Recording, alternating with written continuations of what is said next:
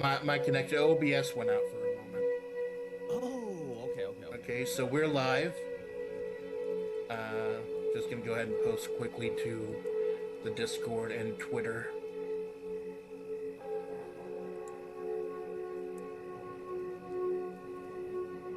How do we prompt you to reach? Yeah, there's no such thing as prompting too much, senpai. You're not only training yourself, but you're training the model also. Ah, okay. Remote. App remote.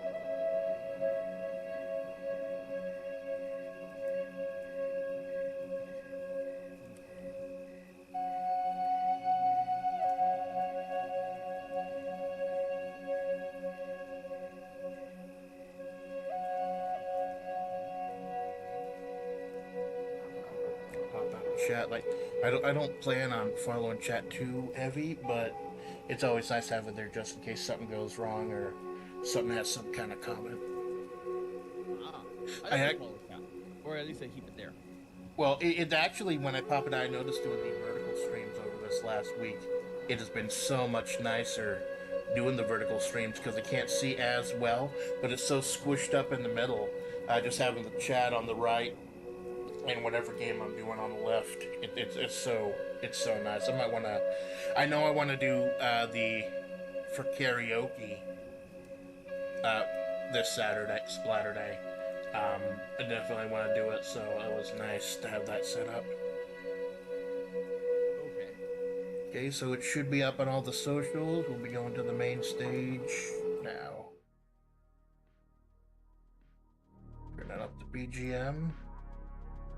I know neither of us can actually hear it, but luckily, with the normal BGM, the way it is set and muted, I can see the bars for the BGM's desktop audio and mic auxiliary all at once. And I think we're good. I think we're ready. Ladies and gentlemen, this is your faithful Amanda Splatts. I don't have an intro. Cara Senpai, do you have an intro? I have not thought that far ahead. Oh, neither of us have an intro. So let's get this shit started. Ladies and gentlemen, I am honored, and the mic is on. Yes, mic is unmuted. I am honored to present to you a little experiment inspired by people like the Honorable Tiffy Weefy and my own experience with role playing back in the day, ancient long time ago. I Uh, think I follow Tiffy now. so what was that? Oh, I think I follow Tiffy now. Yeah, she is. She's absolutely fascinating, man, and I hope she gets better soon. She's just recovering right now. This is Desert Chronicle, part RP, part Zatsudan, part gameplay, meant to introduce my senpais and someday my cowhighs, and deep into the lore, because that's what my specialty is. That's what my area is, and please let me know if the audio is okay, if something's weird, because the way I'm doing this, I can't hear it going. Squid, thank you for stopping by. Hello. And so, Cara Malone, you see yourself there with the classic Mark of the Wolves jacket. Could you please introduce yourself? I am uh why can't Cara. I am Cara Malone. Yeah, you certainly are looking I confident and happy and in your element. Yes. And yeah, no, I think I've said this before. I don't know where I said it, but it took a while for me to actually want to go from the tough Cara to happy Cara. Because because as soon as I saw like happy Cara, best Cara, I'm like, okay, you know what? I'll accept my happy nature. Turning up Cara right now. Thank you, Squid. It's just, yeah, it's. And this is something I may be getting into when I do karaoke later this week.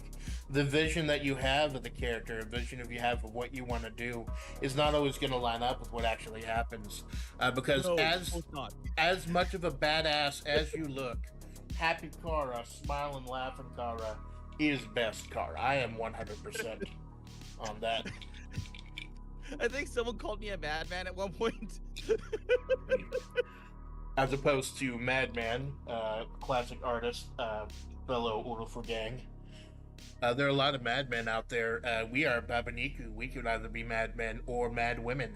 It's fascinating. We can do whatever we fucking want. This is flavor. We got company unity and we got creative freedom. And coffee. Can't forget And about coffee, and I got fucking Pepsi Zero in a mason jar. If y'all can hear that, just for getting the headspace. But today we start with your headspace because we start with you, and Okay. you are hanging out at what is the name of the compound where you have all your mechs and all your waifus just chilling with you? I don't know. I never gave that much thought. So I bet we go with the Cara compound. I kind of like that, or Malone Manor, if you like that too. Maybe complex? The Cara complex. All right, we start out at the Cara complex, where you are preparing. You're gonna be heading out to the desert. Now loading. That's a great thing about trying to emulate the old graphic novel style. I can just say now loading, and you know I'm working busy. So you're just getting ready for your journey, and all of a sudden, you are confronted. But well, you're not sure whether she's one of your waifus or she's one of your mechs. But she comes up to you while you're preparing and says, "Hello, master. It is good to see you are in good spirits. You're going to see that strange desert woman today, are you not?" Yes, I will. Well, good, but we have some bad news, sir. Just if you will remember, we may have to be careful what kind of munitions you load your mech with this time around. We cannot afford another incident like last time. We have been spending so much money on munitions and orbital strikes and butt floss that we must start thinking more conservatively about this. However, I do not see any problem with your shield/regenerative lasers, so we've gone ahead and loaded that thing. Is there anything else that you believe we may need to load up there? Because it does not sound like it is a dangerous place. Lasers, PPCs, anything like that can be used as micron cannons. Micron cannons? How do you spell that? I'm gonna look that up. Do you know what a micron is? No. Okay, microns are these tiny little, think of like a mesh that splits particles. Well, I look it up and I see like micron lithography. Huh? Nanoprint lithography, nano imprint. When I Google micron cameras, that one comes up. But it does go out to see what you're looking at. So we got lasers/shield. We got micron cannons. Anything else? I think that's it. Because you can't block a micron without a micron. Wow. It's like it's like rock paper scissors. Kinda in that way, because you're essentially sandblasting the universe, but on a much smaller scale. So the only thing you can hope to have is like 2 microns bounce against one another and cancel each other out. Oh, you put so much effort and thought into this, master. Even a simple trip out. We will be dropping you off shortly. Have you gotten the coordinates from the desert woman yet? I was just planning on going down there.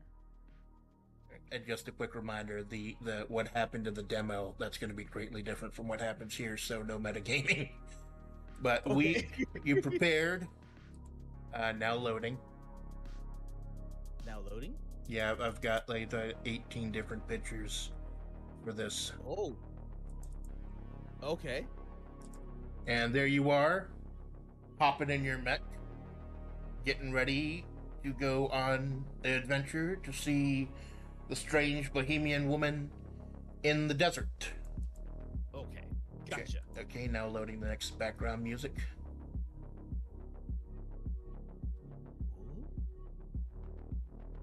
Gotcha.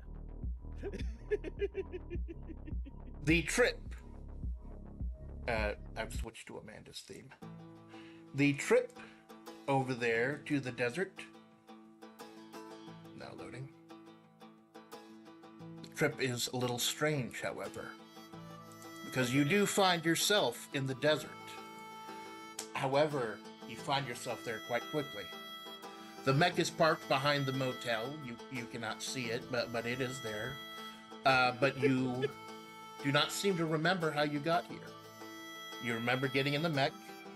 You remember some kind of coordinates. But then just suddenly you're standing outside a small store in the middle of the desert. And for the life of you, you can't remember the trip. Okay. I guess I'll go inside the store. All right. Do I remember anything? Like how I got here or anything else? You remember checking the flight logs for the coordinates that were supposed to be sent by Chronicle, the directions to where the desert is, but after that you just find yourself standing outside of a store. Now loading. The store is labeled SODEGA, Sodega. And as you walk inside the store, you see this old man. Hello, man. I don't believe I've seen you around here before. You new here? I don't know how I got here. So yes. It's fine. Nobody does. It's just something you accept. My name is Clint. You know, like Eastwood, except I'm from out west. This is a little store I called the Sodega. It's like a bodega, but it's for soda. So I called it a Sodega. It was clever. I hope to have a chain of these someday, but I'm happy with the one right now. Shouldn't the sodas be refrigerated, or just like, is it like one of those hot sodas? Thank you for stopping by, Squid. Thank you. I'll go ahead and change the BGM or lower the BGM a bit right now. I'm using multiple different MP3s. Well, you'll notice there are a few coolers, but there's just not a lot of space here. You take it home, pour it over the ice, it's still good. Got a couple of coolers for the more popular drinks, but it's mostly just you can see her here, and in his old eyes, something lights up as he looks at you, looks at your classic jacket. You're Cara Malone, aren't you?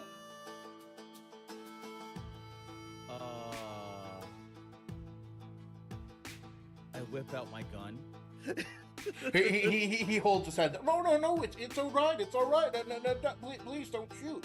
My niece watches you all the time. You're one of those FlaVR streamers, aren't you? Yes. She loves those gotcha streams that you do with the little girls with the little pew laser guns and things. You're a celebrity in our household. Please don't shoot me. My God, just the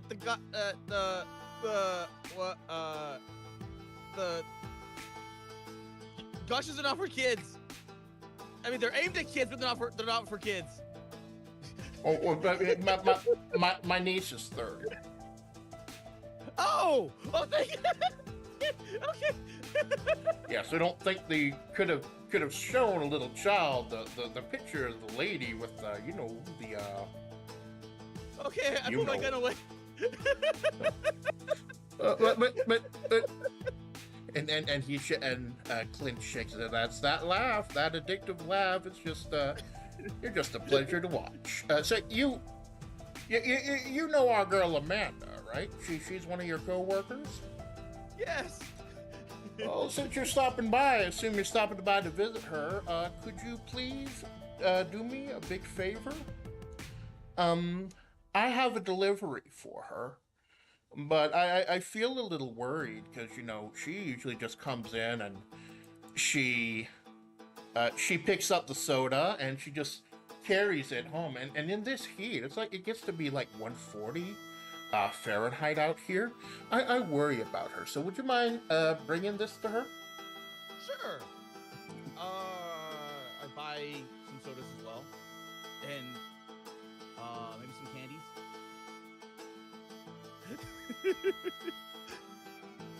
All right. That's a good. And he just hands you a couple of balls, a couple of bottles of the balls, and the candy. Consider this a gift. Consider this gift. We try to be friendly out here on the desert. Thank you very much. Absolutely. Thank you for stopping by, Sodega. I believe she lives at the, or she's currently staying at the Motel California down the road. You go north, you won't miss it. Question. Yes?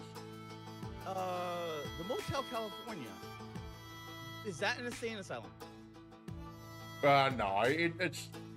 I think you're thinking of the song, the Hotel California. They just called it the Motel California, just to try to make a little money off of it. And I'm pretty sure that's why she gravitates to it. She likes that Eagles band. They're quite a bit older than she is, though. He puts the balls in your hand. Well, of course. I mean, how else are you supposed to drink it? Yeah.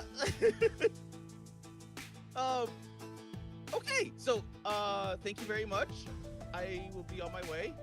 Oh, absolutely. Please feel free to stop by Sodega anytime.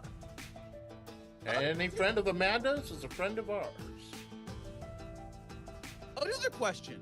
Oh, yes? Is this all like some weird mirage or magical bullshit? Are you like, who's the guy that played God on Bruce Almighty? Morgan Freeman? Morgan Freeman, yes. He's quite an amazing actor, yes. Are you like my version of Morgan Freeman? Thank you for stopping by Sodega. I hope you have a lovely day. Thank you. Bye. And somehow, now loading. Somehow you now find yourself outside the store again. Okay. With the 24-pack of Dr. Pepper and the balls, drinks, and the candies that were given as a gift. Okay. So you now have the key items and will be making your way north towards the Motel California. The story about Hotel California, the actual song, it's quite weird. We'll get into it when we meet. But now I gotta... Now, I told you I used Pixabay for free music. I'm about to play, since you can't hear it on your end the way we're doing this, I'm going to be playing the one song that may be copyrighted. You won't hear it, but I think you'll know who it is once you see who you'll be meeting. So now loading.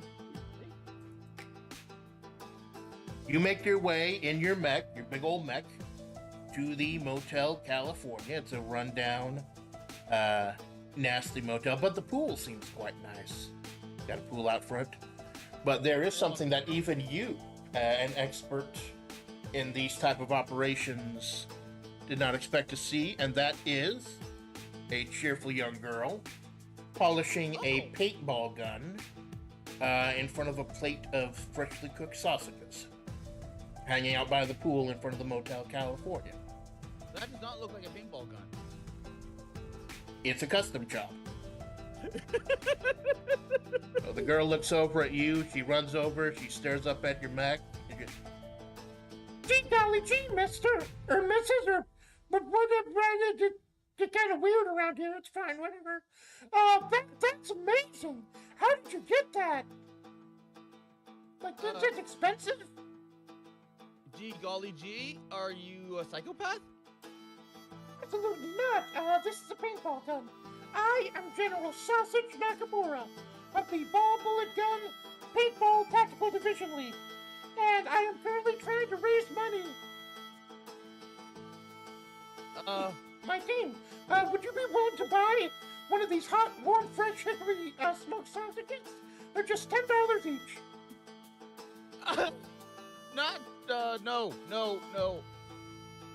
No, thank you.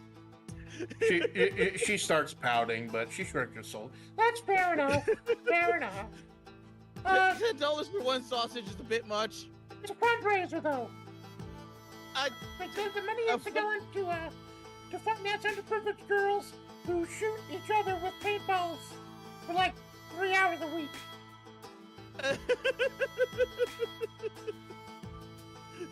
Well, okay, one might say it's a sausage fest. She looks confused. I don't get it. Oh, you know what? I will take a sausage. Put it on the flavor tab. Flavor tab.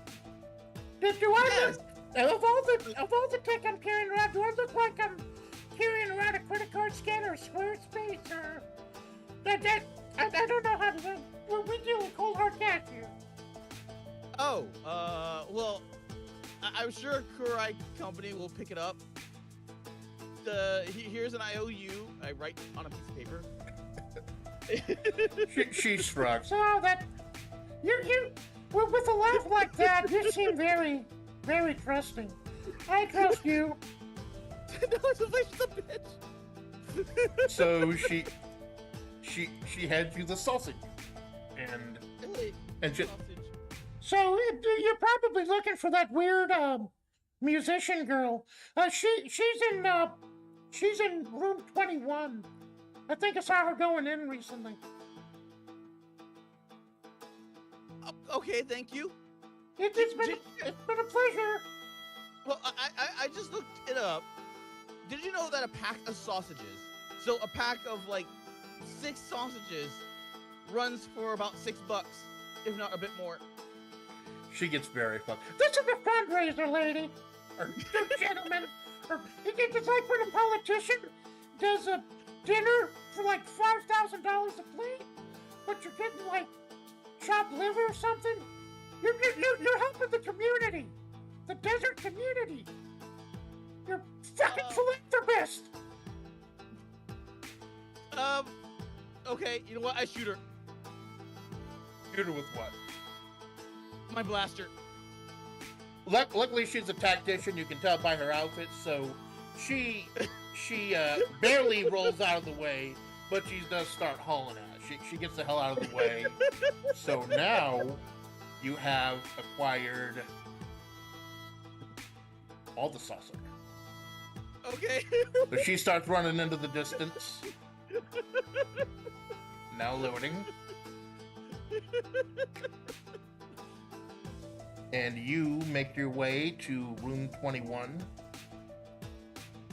And that is where...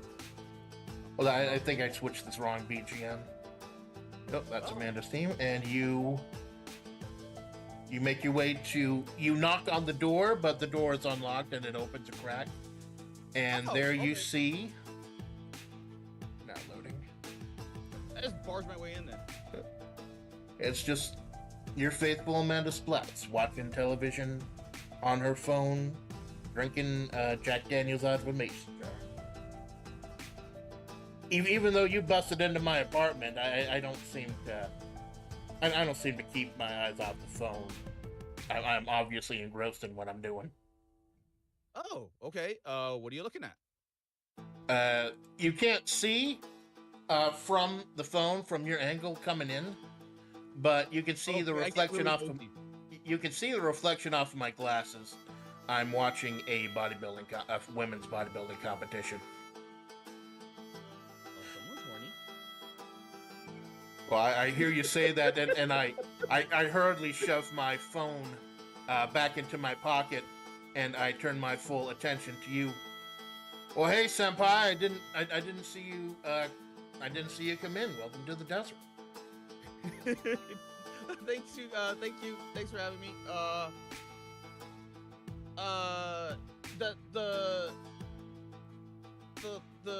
You know what? No, never mind. I shot at, I think, a Girl Scout, but I'm not entirely positive. Girl Scout.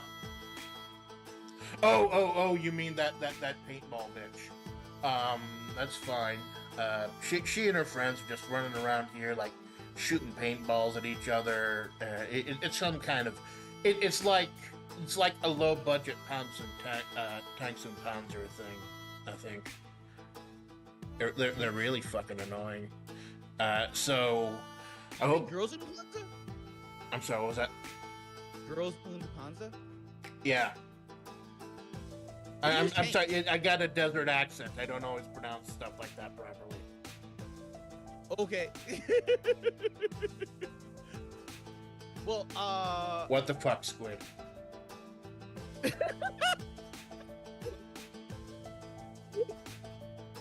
I'm sorry, you were saying, Senpai? That's gonna deeper into my memory now. Amanda's crying. Well, I am a Babaniku, so I may or may not be a woman. I may or may not have a hog to crank. It's Schrodinger's hog.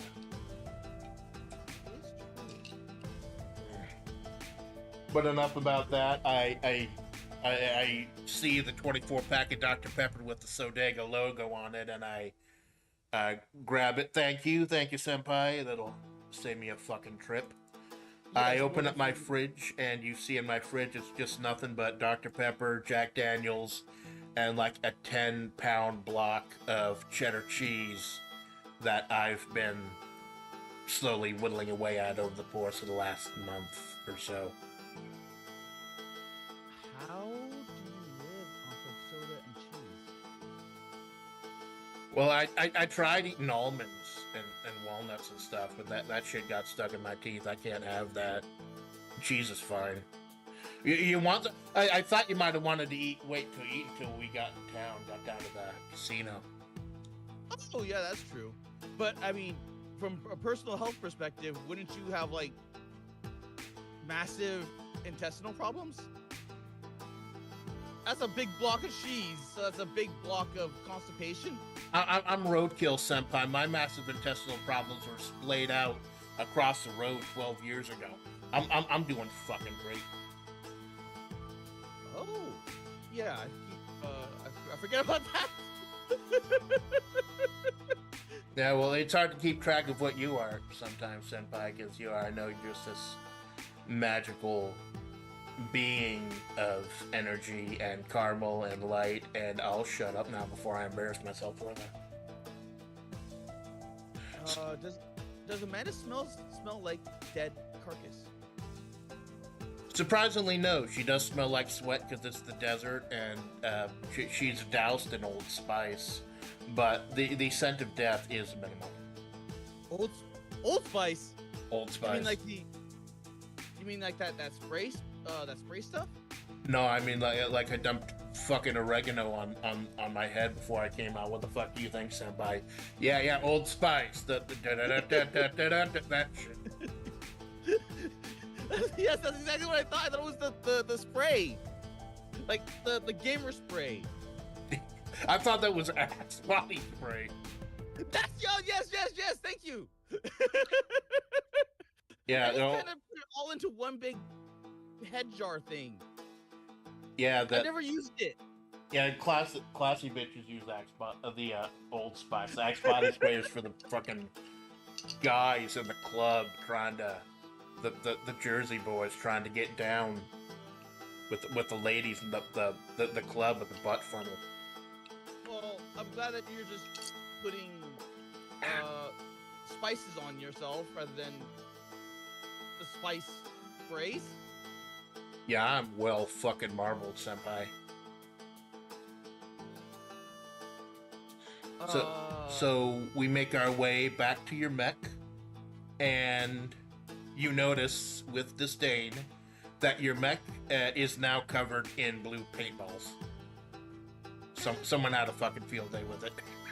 That's fine. I mean, it's a mech after all. A tiny little paintball splat here and there won't really bother it. Yeah, well, this tiny little splat wants to get right the fuck in. It's too hot out here. You got the AC going, right?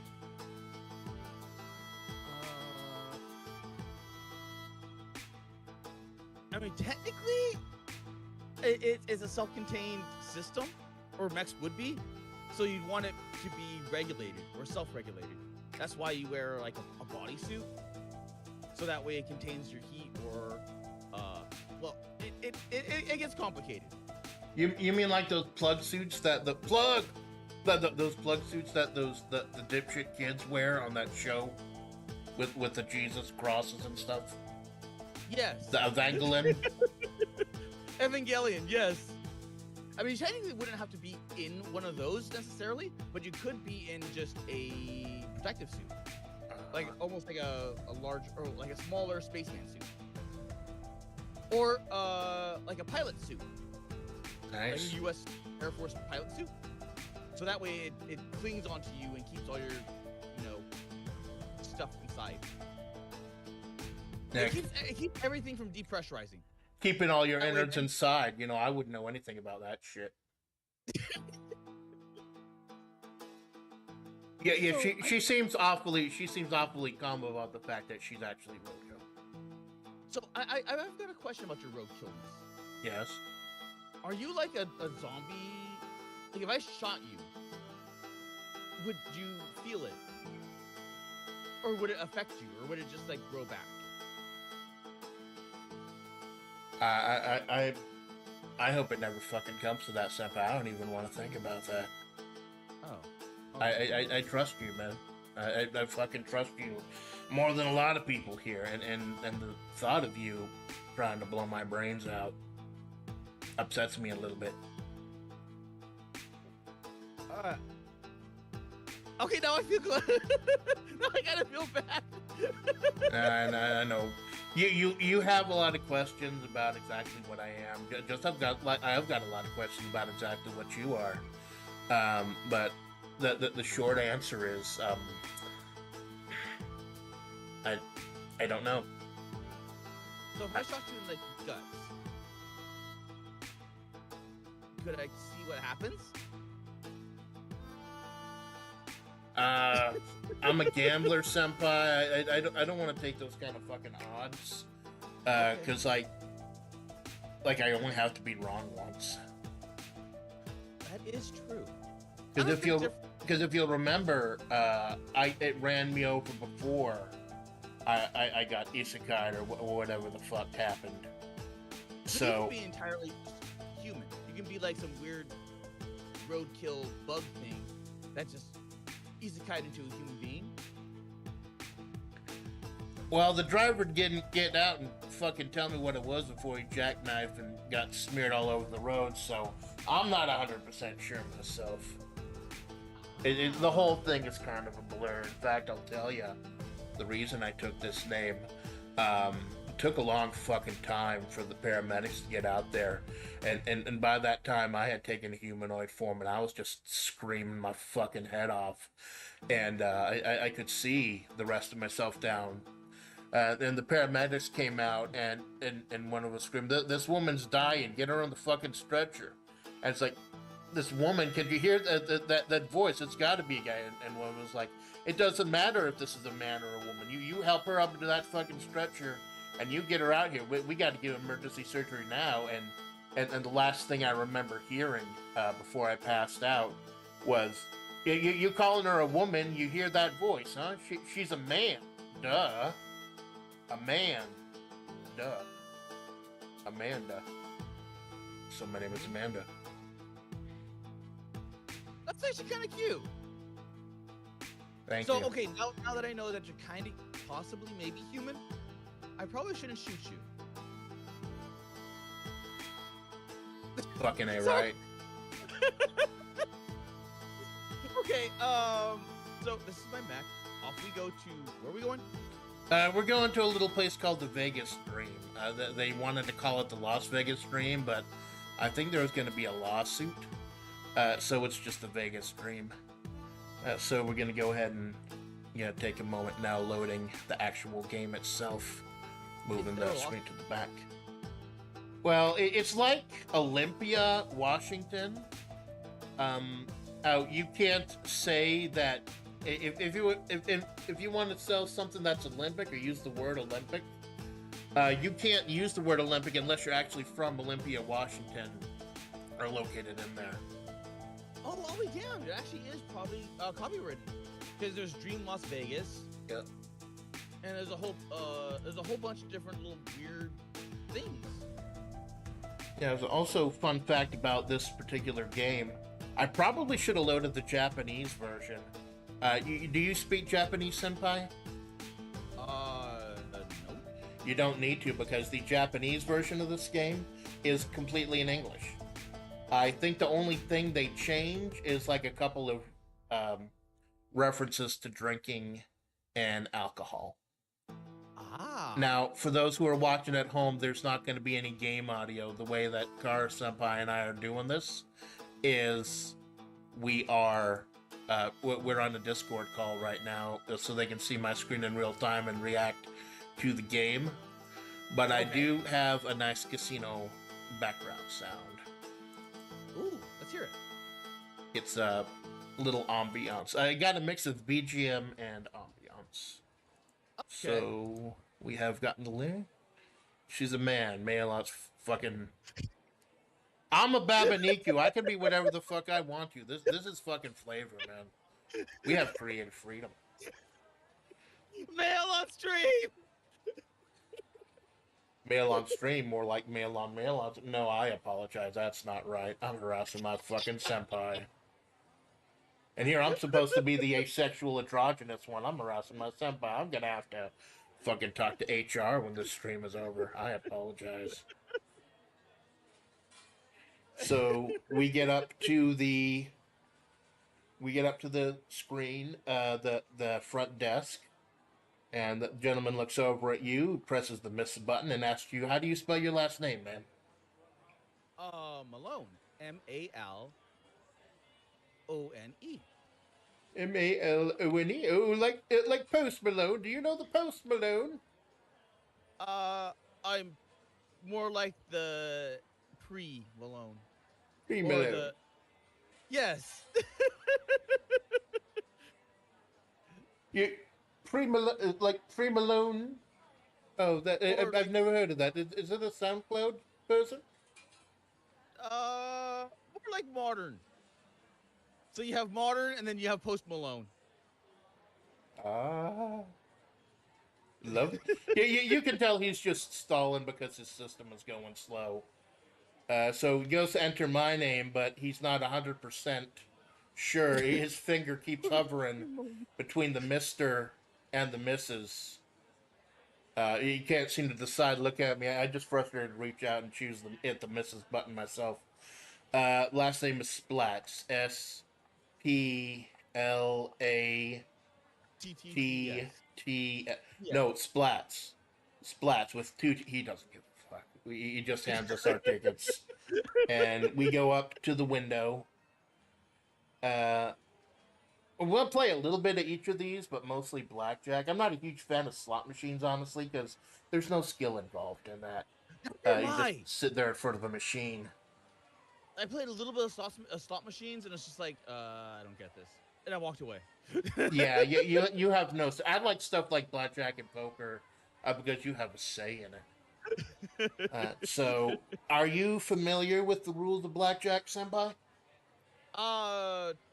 21 is blackjack. You can't go over, but you can go under. So you want to get closer to 21, correct? Right. Well, we'll be working together tonight, Senpai.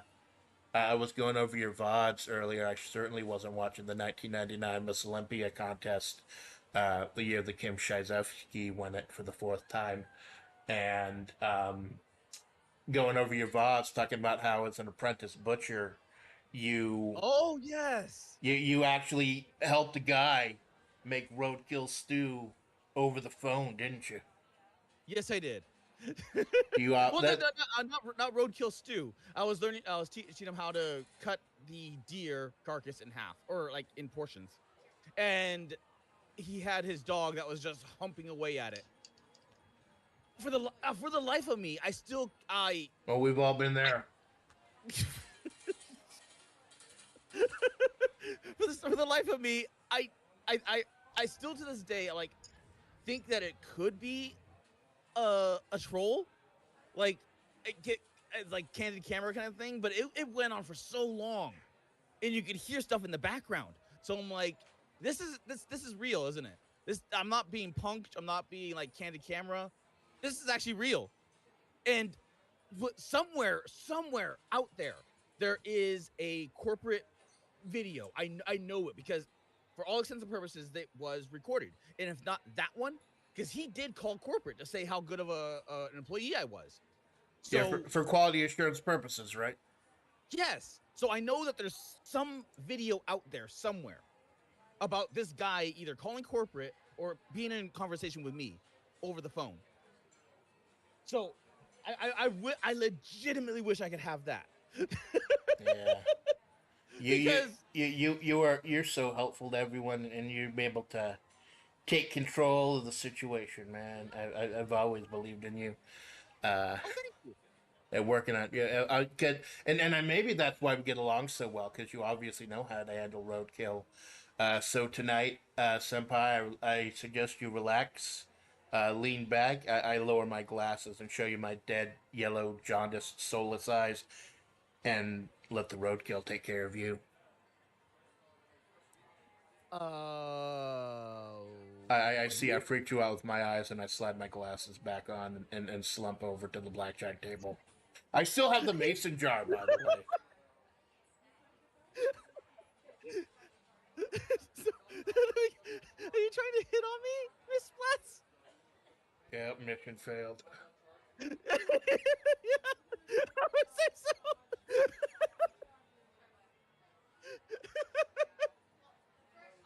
Well, well, hello, Margaret. It's nice to see you again. Who? I point out this is Margaret. She usually works the tables at this time. Either her or this big, grinning, smiling galoot stops by at the time. And she just looks over at me and she's got 1 hour left in my shift. I don't have enough time to deal with. Welcome to the Vegas stream. Please place your bets. Okay. So what do? How much money would you like to bet? Uh, 100. $100. All right. Now, for the chat, number one, I want to pick this because I'm a degenerate gambler. Number two, if you play long enough, this game actually has little events that happen. So I thought that might be interesting, a little gameplay to break up all the lore and Zatsus and stuff. All right, Senpai, you're not able to go over 21 or you'll bust. Problem Okay. is, you look at the deck of cards, there are tens, jacks, queens, kings. Those are all worth 10. Now, the dealer doesn't get much say in what they have to do, or because the dealer always has to stand or hit on 16. They always have to stand on 17. And if I get a blackjack, they have to give me a kiss. Mildred just shakes her. I'm calling security. No, I'll calm down. I'll calm down. I'm sorry. So you're in a weird situation right now. If you hit, there's like a less than 50% chance you'll bust because this place uses 6 decks of cards to kind of fight against card counters. But if you Okay. don't, then you've only got a 13, and she just might have a 17. Now, just a reminder: we're not playing against each other. We're both playing against the dealer. So it's you Okay. against the dealer and me against the dealer. So what I do has nothing to do with you, because I got a 20. I'm fucking fine. Okay. So all I have to be worried about is the dealer. Correct. Okay. Uh, I have a 13, Right. and I And have dealer has a 7. hit. Hit. Well, that's an 18. Stand. Right. Because even if she has a 10, that's a 17. She has to stop and you'd win. I'll stand myself. Yeah, but I don't really have much wiggle room with 18. I'll do it. Oh, There you go. I believe they have. I'm not sure. The rule is different because aces can be 1 or 11. I'm not sure whether they have to hit on an ace and 5, stand on ace and 6, what's known as a soft 15 or a soft 16. Okay. So we both win. We both make our money back. How much would like to bet this time, Senpai? 200. $200 sounds good. I'm a little more conservative. I take another sip out of my mason jar. Oh. I stopped listening to you and I just kick him. Fucking yes, blackjack. And this is one of those old school casinos too. Blackjack pays 3 to 2. I'm getting $150 off of this. Hell yeah! And could you please stop doing that every time you get a blackjack? We have the you're getting scuff marks all over the bench. I'm sorry, man. I do apologize. I'm just excited. So what she's offering right you now is insurance. Okay. Insurance is if they have an ace, she might have a blackjack. Because blackjack is only an ace and a 10 card. So if you buy insurance and she has blackjack, then I believe your bet is safe. But if she has blackjack and you don't have insurance, she automatically wins. Okay. But So what? if you buy insurance and she doesn't have blackjack, then you just lose the insurance money. What's the insurance money? Insurance is half your bet, I believe. So you bet 200, you'd have to pay 100 for insurance. So if you paid for insurance and she has blackjack, you get all your money back. If you pay for insurance and she doesn't, you lose that $100. Oh, okay. Because I bet so much, I'm basically fucked either or. Pretty much. Let's not go with the insurance. Insurance is a scam. Good. I never get insurance personally. It's a sucker's bet. Fuck it. We ball. Fuck it. Shit. So what happens in the case of a tie? My money. I still win because it's a blackjack. Blackjack Oh. is like a 20. The rules are different at each casino. Just like some casinos these days, instead of paying 3 to 2, they pay 6 to 5. But it's all different. Looks like at this one, since you saw they added the second chip on there, I believe it just good ahead and gave it to me. But the way that the casinos make their money back is if you go over and they go over, they still win. Like I'll show you when we get to the roulette table. There are all these little tricks baked into a lot of the games that that give the house an advantage because it's a business. I understand. It's a business. They're trying to make money. Okay. Let's go with 200 again. 200, all right. And go ahead and work off the money I got last time. 150. Oh, looking good, senpai. Oh, no, not looking as good, senpai. So the ace can be 1 or 11. Okay. You can. Oh, so you'd like to go ahead and hit? Yeah. Right, because the worst thing is you get a 10 and you're at 15 again. So you have 7 or 17.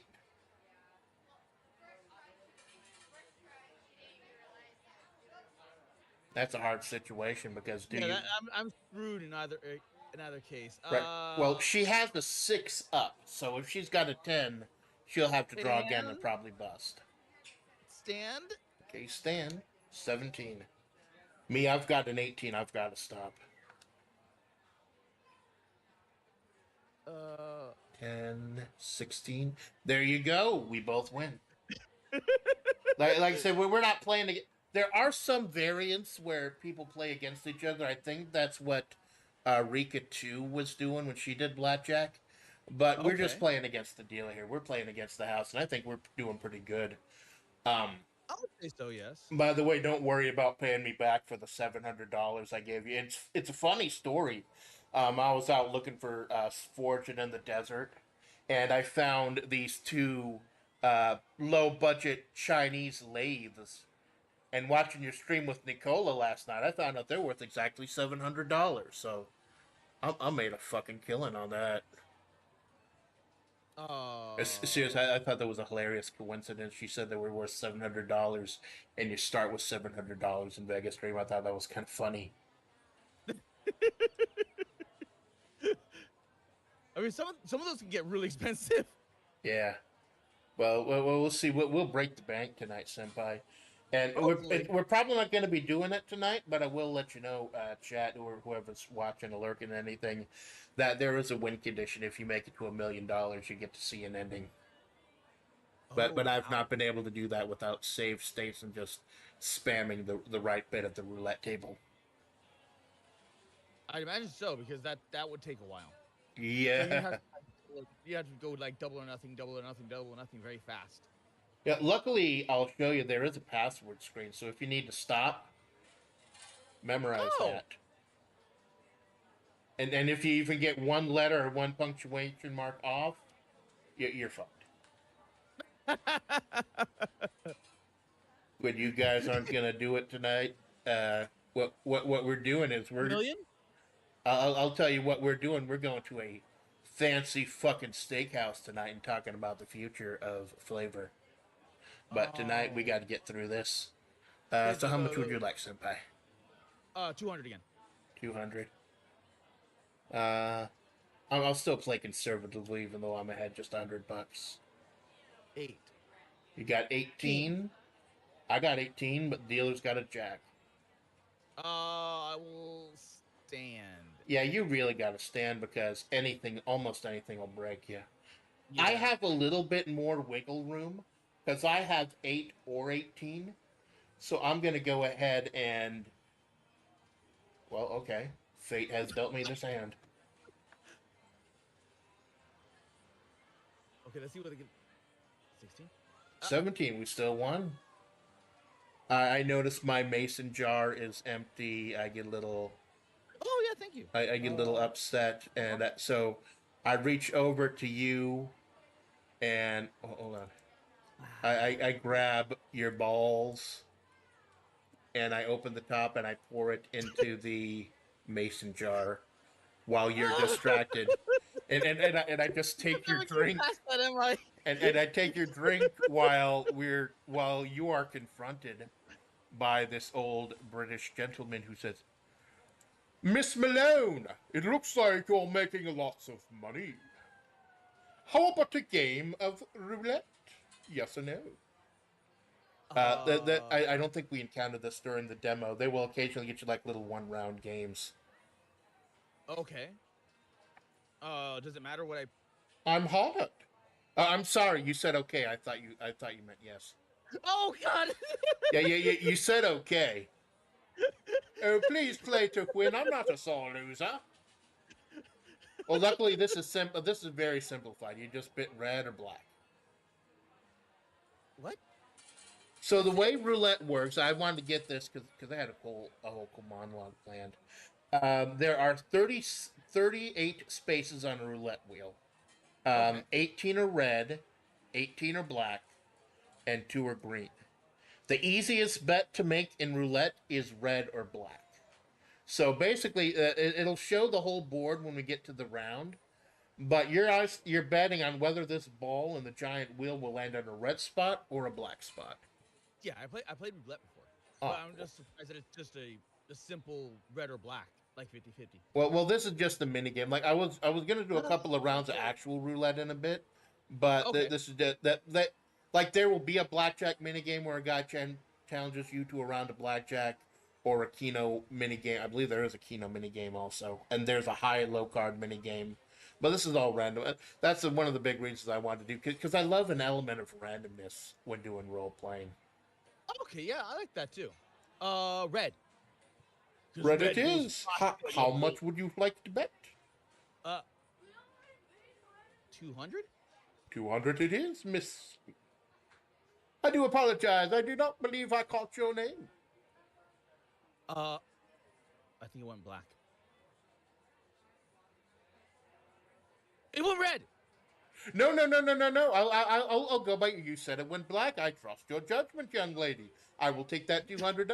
And security walks up to this old. Okay. You're better than I thought. Meanwhile, I'm just and while you left with this completely strange random man uh, playing roulette, you notice that when you get back, that I have like a little bit of sausage casing hanging off of my lips, and your sausages are gone. Blah. Ugh. I look at. Hey, welcome back, senpai. How'd it go? Did you get married? No. That's good. You're married to your work. I understand. You got a whole cadre of waifus at home. Yes, very much so. You got uh stuff on your everywhere. Mm. Mm. Like You're gonna have to uh elaborate, senpai. uh I wear mascara, so I'll just take out my little my mirror here, like everything. You look like a pig. I slowly slide my glasses down to look at the compact with my dead yellow jaundiced eyes, and like, oh shit. I just reach up and just wipe my mouth haphazardly with the sleeve of my blazer. We good? We good now? I'm surprised the dealer didn't, tell you. I know better than to start a conversation with her. She's here every week for like 4 or 5 hours. Okay. With these little $2.50 checks she gets from her job. I'm paying my dues, man. All right. I guess I'm going back on the. You know what? Let's double it up. Let's go 400. $400, nice. So I made a nice. You inspire me, senpai. I will bet $400 as well. Oh shit! Oh. You are in a bad situation, kind of. Yes, I am hit. You got to hit. 16. Hit again. 16 and whoa! Stand. Beginner's luck, senpai. 18. I got 20. I'll stand myself. 18. You get a push since it's a draw. You get your money back. Oh, okay. And I'm $400 richer. The house doesn't take my cash. Nah, if you both bust, then they win. But if you both get the same amount and neither of you bust, then you get the money back. It's called a push. Okay. 400 then. Again. 400 then, all right. Sounds good, senpai. I will follow your lead. You have never steered me wrong before. Well, I mean, I'm just kind of throwing caution to the wind, so. Fucking A, right? Someone like, this casino is a little bit different. Most places just let you double down on 10 or 11. We let you double down on 9 as well. Doubling down is if you have 10 or 11 or 9 here, the next card you draw is not going to bust you. In fact, it could bring up you to 20 or 21. So you would double your bet, and then you get one card, and that's it. Period. Okay. Sure. Right. Oh, it's put face down? Yeah, it's the element of surprise. We will find out together. She's got a 4, so she's probably gonna bust. I'll go ahead and stand.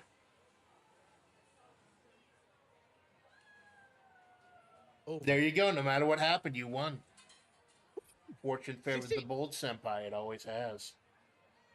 I personally wish I was a little more courageous. You know, it took a long time for me to start here, get setting up, start streaming and everything. Yeah. I'm not one of the type of people who could just go live. I admire that. I think it was your Wuthering Waves stream, your first one. We actually saw you looking at a video of how to go live on Twitch, and then quickly close it, and then you started the stream itself. That was fucking Kino. Okay, I didn't know that was that. Yeah, because I didn't know. Yeah, that stream was so cursed. That stream was so fucking beautiful, man. It was it was pure Kino. And speaking of Kino, I get up shambling over. I pull one of the sausages that you think I finished off out of my pocket and just start chewing it and lead you over to the Kino machine. Okay, And I wave to the ladies that they don't give a fuck. They've been that's working for fair enough. 11 hours. So we're just going to play a quick round. I want to show you what this is. So it's kind of a weird lottery. What you do is you pick anywhere between 2 and 15 numbers. And then Okay. it will randomly draw 20 numbers. Now, Okay. the more numbers you pick, the more have to come in order for you to win money. Like if you just pick 2 numbers, if you just get the 2 numbers, you get a little money. But if you pick like 15 numbers, yeah, and all 15 numbers, I think you can actually win the game. But so go Oh. ahead and select as many numbers as you want from one number to 15 numbers. Just tell me what numbers you want and tell me when you want to stop. Let's go with 4, All right, 4, 40, 14, 14, 24, 24. 34, I'm sensing a fucking pattern here, senpai. 40, 40. and the rest of the numbers that start with a 4. All right. You got a plan.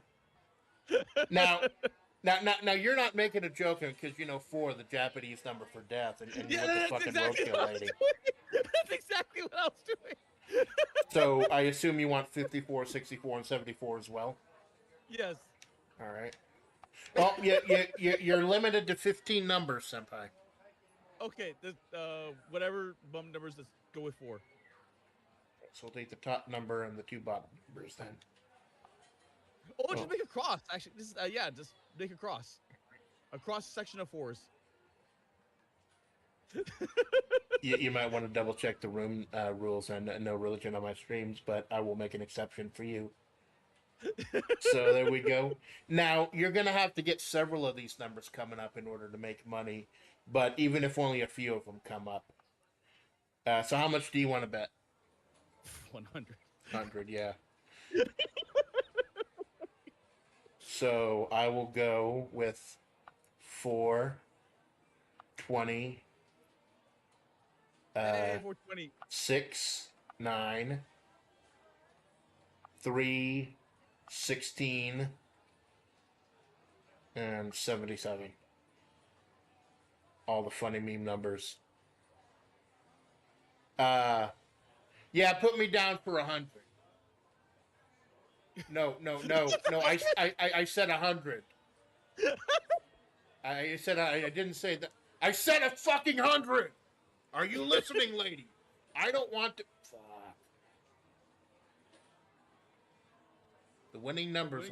I'm pissed. I just wolfed down the last sausage. I get a little heated. Is the red meat? I think it's both of us. Oh, okay. I got 3 out of 15.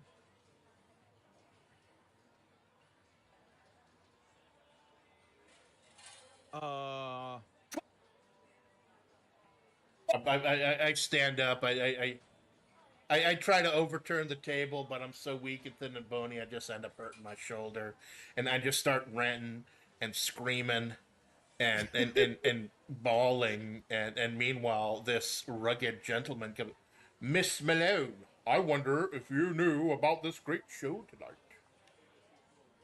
How about if I ask, would you like to go with me?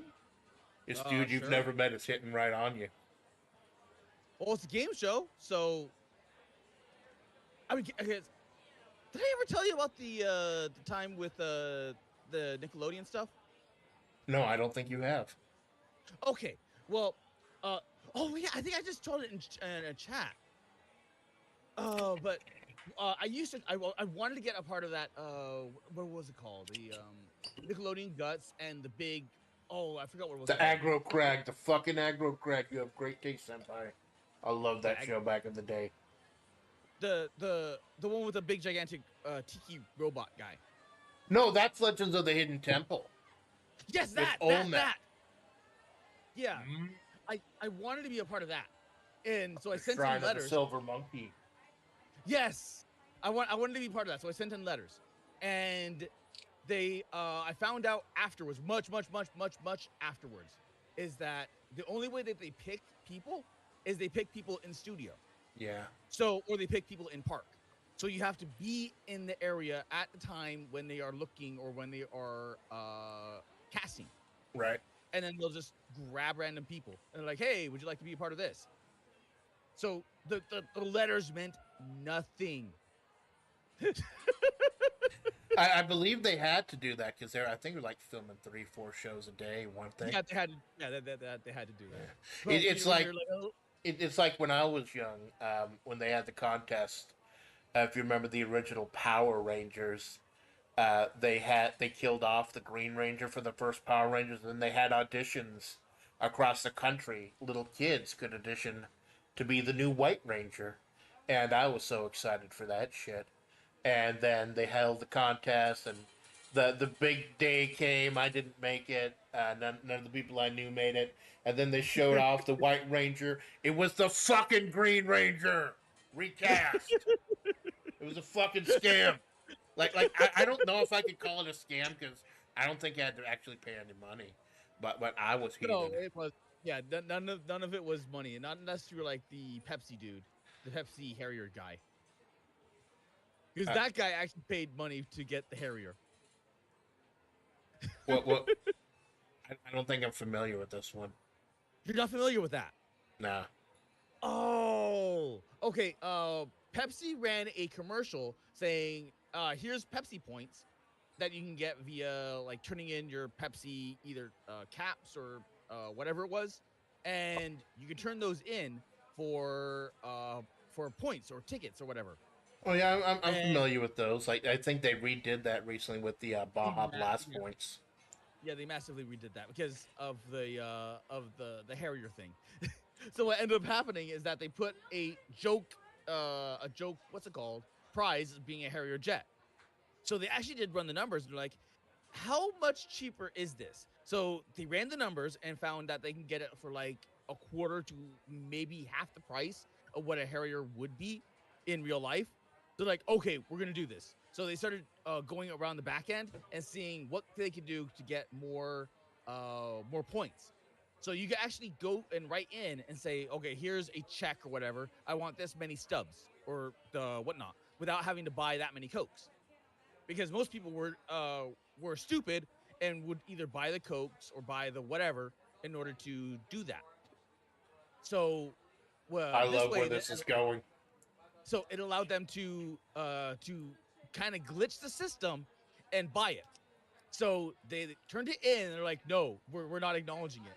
But because there was no details saying this is a joke or and like there was nothing. There was no product advertising. There was nothing, no warning labels whatsoever saying that this is false. So technically speaking, they got into a massive legal battle with Pepsi to try and get them the Harrier. But at the same time, Pepsi couldn't exactly get a Harrier. So even if they wanted to, they legally could not get a hold of a Harrier. They should have just given him a copy of Space Harrier for the Sega Genesis. I don't know what that game is. I believe it's like a first-person shooter, airplane shooter. Oh. But this dude, it sounds like he absolutely went for it. So how did they resolve that? Technically it's not resolved. I think they gave them a refund at best. But they wanted the Harrier. They went all in for the Harrier and I think they had what was that talk show guy? He was a big Howard Stern. Howard Stern covered it. Like a bunch of the big names covered it. And because it was just such a wacky little case that it was just like, technically it didn't have a bad ending and didn't have a good ending either, because I think there's a documentary on Netflix on it. But Well, I'll have to check that out as soon as I figure out Sister Goldenhair's password. But yeah, but you brought up Howard Stern. You could probably tell by the glasses and everything. He was one of my huge influences when I was younger. The guy was just so brilliant. Like even past the porn stuff, he was brilliant in the way he did interviews. He was really inspirational. But I just had to stop. I'm not gonna dwell on this, but I'll just say quickly I had to stop listening when Artie Lang left the show. For anyone who knows why he left. I don't. I'll tell you Okay. in the in the chat. Oh, okay. It's controversial, isn't it? Yeah. Okay. Did you see the YouTube video where a serial killer calls in to Howard Stern? I believe so. Yes. So that was interesting as well. But it's funny because that was like the more lighthearted version of what happened, because there was another incident which happened which was similar to that, which happened across I mean, it deals in politics, but it was like some small island nation where they were offering money or a substantial reward. Well, there are a few of those, aren't there? The little tiny nations with like only 3 or 4 people. They're just technically a nation. No, it was actually like a small island nation. I forgot which one it was, but they ended up rioting and burned, I think, one of the things. I don't remember if it was Fanta. It was this major controversial thing at the time. It was big. That's why I only drink Dr. Pepper. But I wish I could remember the thing. Soda company riots. Was it Pepsi? Was it Pepsi? Is Pepsi a Fanta company? I'll have to look. I'll look at. And I think it's a Fanta. And while we're both just scrolling on our phones looking up at soda, this dude, he's so horny for you. He's just standing there waiting to hear if you'll go on a date with him. Oh, I won't go on a date, but I will play the game show. Oh no, he's asking you on a date. Oh no! Oh, Fanta's the Coca-Cola thing. Fanta's made by Coca-Cola. He wants to know if you want to take like a Broadway show. Like in Vegas, one of the big things other than the casinos is like they have like magic acts and dancing girls and musicians and stuff. He's asking you on a date. No. So he was sat there for 20 minutes while we're talking about Pepsi, and then you just say to fuck off. Well, that's a shame. I'm sure you would have enjoyed it. Maybe next time. Here is the news. Last night at the show at the High Palace Hotel, a raffle was held. The winning prize was $10,000 and was won by a lucky couple who had met earlier at the casino. Ouch. Of course, we have no idea that this happened. We're still looking up soda companies on our phones. I think it was the Curacao, but that was like 1969.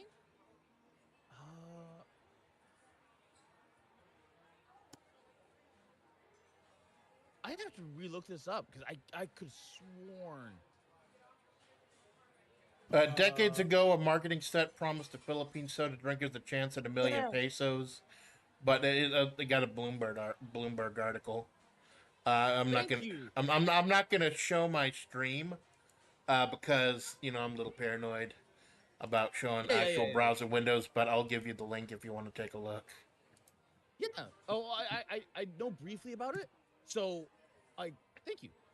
Absolutely. So I just know that it was something like that happened. Because the Pepsi thing reminded me of that incident. Well, it gets crazy, man. People get crazy. People don't know how to act these fucking days. And I say that after trying to overturn a blackjack table and ranting and screaming about losing $1,000. Did you actually lose $1,000? Yes. So you calmly and gently lead me over to the roulette table, and and I'm grinding my teeth. And but once we get to the roulette table, you realize I'm not just grinding my teeth. I am chomping down on something, and you look in your pocket and you realize that your candies are gone. Oh, my poor candy. The joke is I'm updating your key items list as I keep eating all your fucking food. Oh, I didn't even know my items were just gone. Yeah.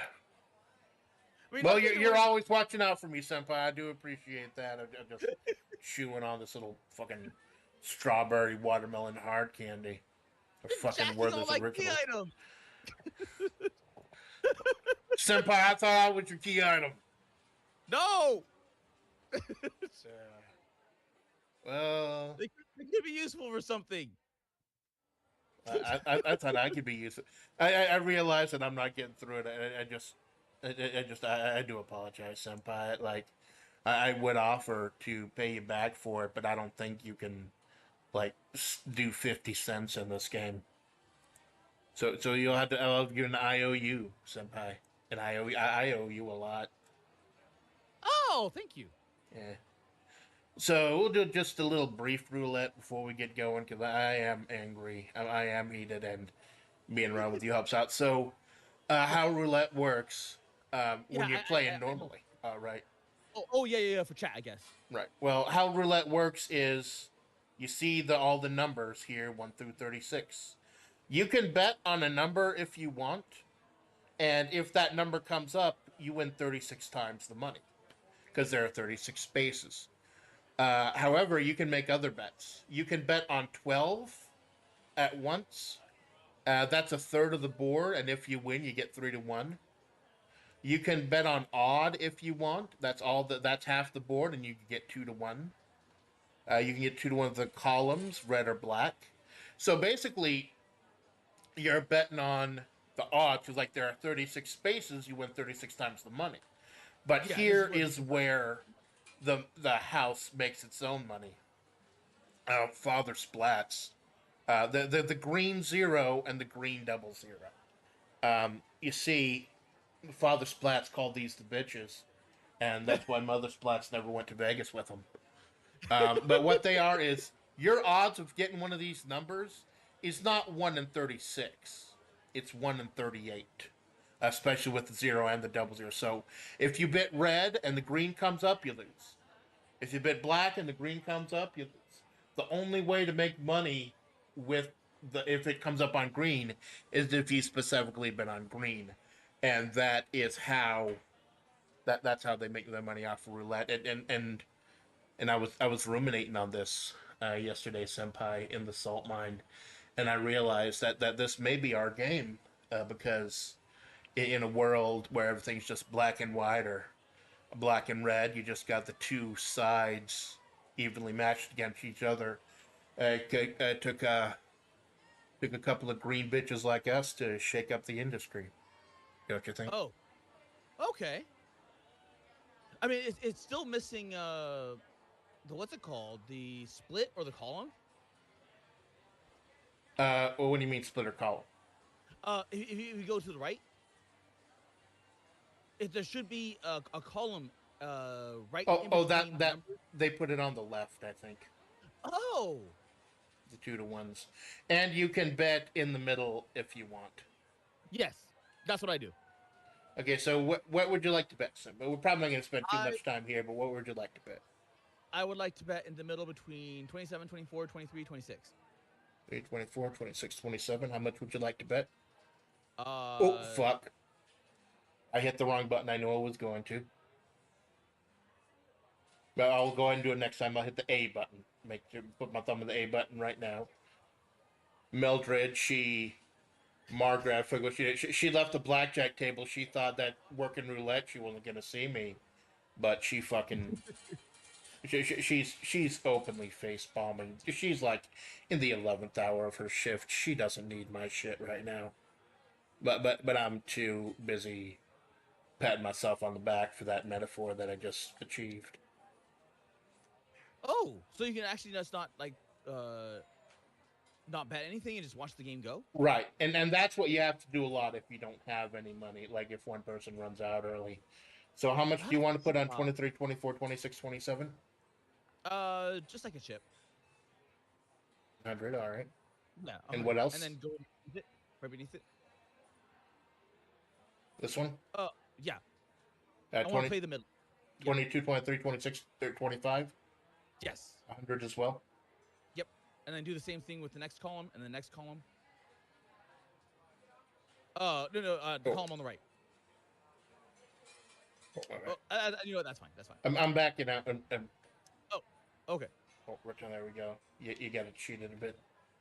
So just put 0 here, there. What, here? Yes, and I want it in the middle. Okay, in the middle. 100. Yeah. All right, what else? No, in the middle. In like the 20, 21, 23, 24. The middle of there. Oh, the little box here, right? Yeah. Yeah. $100 each. Yeah, that's fine. And then do the same thing again and again and again. Onto the because I want to split the patch. So I want to go between the first, second and 12, the first and thing. So what's the next one you want, Senpai? Between the 14, 11, 13, and 10. 14, 11, 13, 10, another 100. And do you want to box the 11 then? Yes. Box the 11. I'm not sure how many bets you're allowed to place, but if we run out, I'll let you know. Okay. So that's $800 on the table so far. Okay, and then put one ship on the second and 13, or second and 12. The middle column. Yeah, the middle column. And then on that column right there, the center column. So I'm betting that it's going to be center. Oh, this one, the second 12. Yes. All right, so that's $100 right there. What would you like to bid next? Red. On red for 100. All right, what else? I think that's it. All right. Me? Oh, you got so much free. We're just lucky this game doesn't have fucking craps. Because we'd be here all night. I'm just gonna cover the bitches, $250. And what's craps? Craps is a dice game. Okay. Where you roll 2 dice, and if it's a 7, you automatically win. If it's a 2 or a 12, you automatically lose. If it's anything else, then you have to roll that again to get the point. Although if you get craps, you lose. 2 or 12, you lose before you get it again. And there are hardware bets where you can bet on what the dice are going to be. You can bet on if they're going to make it. You can bet on if they're not going to make it. I might do a future Caesar's Palace stream that involves it, but it's a lot more complicated. Even I don't understand 100%. Huh, even when I'm sober. I think that went black. Did that go black? It went 17. Black. Wow.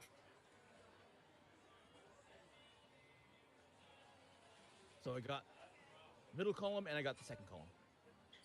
You got 2 out of, and it's so nice. They show you how much of a failure you are. You got $200 back, but you spent like $800, didn't you? I don't quite remember. Yeah, I think you started with 2,000. Ah. Oh fuck! Is this asshole again? Oh no! He wants me now. Which means you get to voice the asshole. Oh, hello there, Mr. Splatts. Or Miss Splatts. Sorry to bother you. Would you like a game? I would like to test your skill. Sure, let's go ham. Great. How about a game of blackjack? And I just leave you at the table while I look for something else to fill my mason jar with. Fuck it, we ball. Oh, you're going all in. Fuck yes. What? I can't split. What you normally do in blackjack, if you get 2 identical cards, you can spend extra money to split them. Mm-hmm. And I don't have the money to split because I went ham. And now it's a 14, but he's got a 7. Fuck. What do I fucking do? I'm getting heated.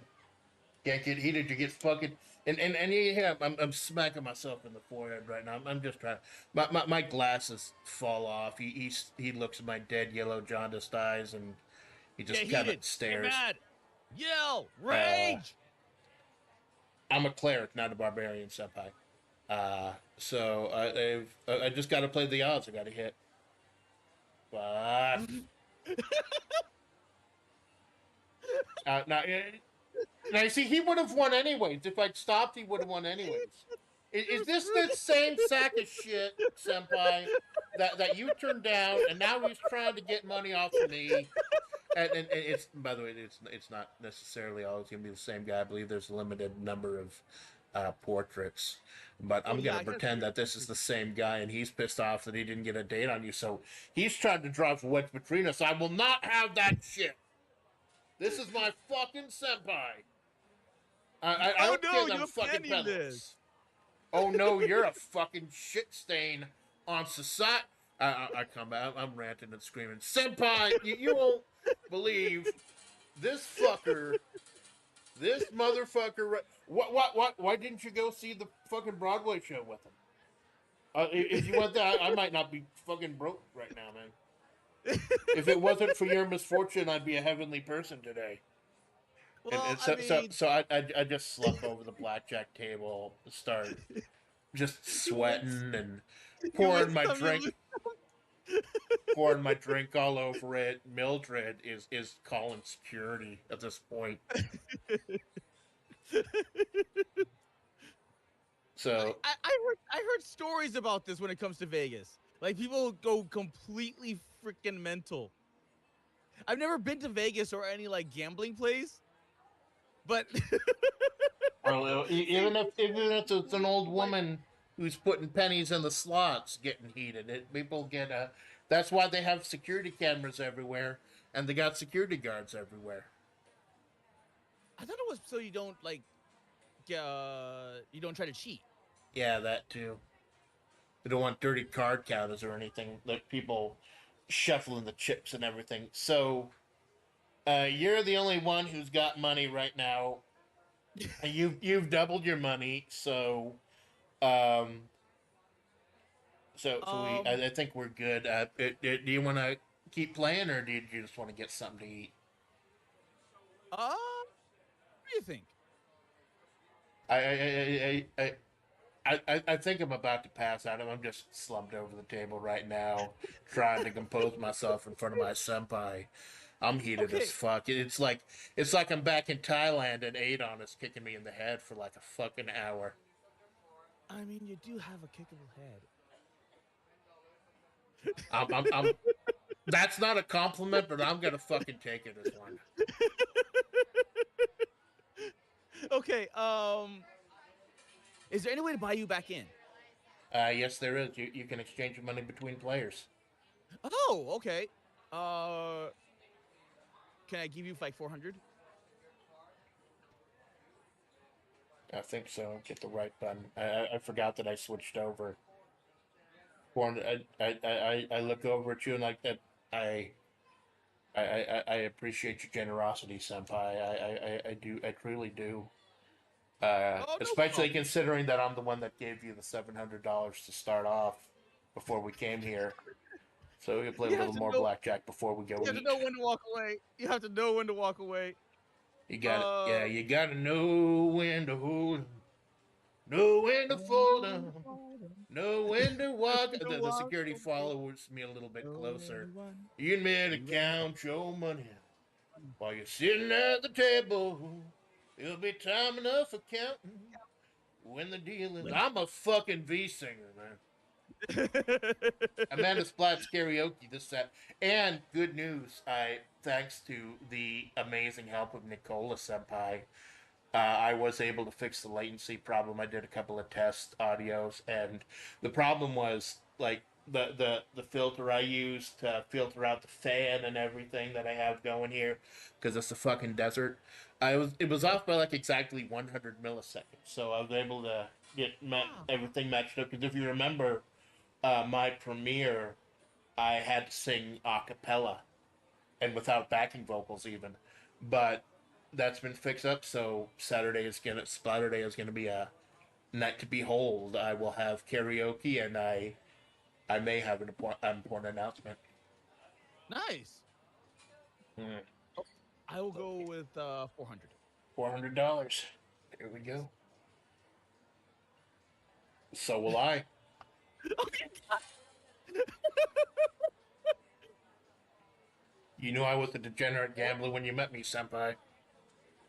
So, okay, hit because you got 3 or 13. Oh, Oh, you got 12. You're gonna stand on 12, wait, that's right? Ace can only be 11 if that wouldn't bust you. So 9 plus 2 plus 1, you've got 12 right now. Oh, right. Because it would be 12 or 22. Okay. I'm bad at math. I'm good at rounding, but I'm bad at math. Especially when it deals with like this stuff. So, yeah, hit. Yeah, you kind of got it because she's got a 6 showing. 12. Now you got 16. She's got a 6 showing.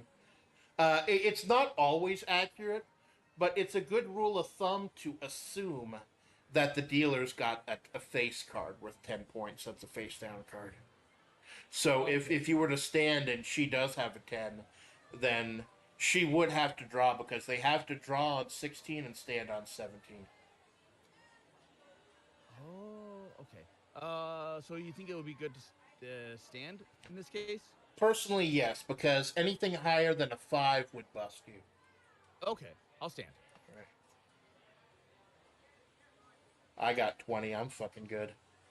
Never split tens. That some people tell you to split. Never split tens, and never split fives because 2 fives is a 10. You can just double down on that. Okay. Ouch. Ooh. 20. She did a lot better than I expected. Yep. A lot better. Gotta your expectations. All right, cheer up, senpai. 400. 400. There you go. Sounds good. I will follow your lead as I always have, senpai. Oh, I'm not leading. I'm just kind of bumbling, bumbling about.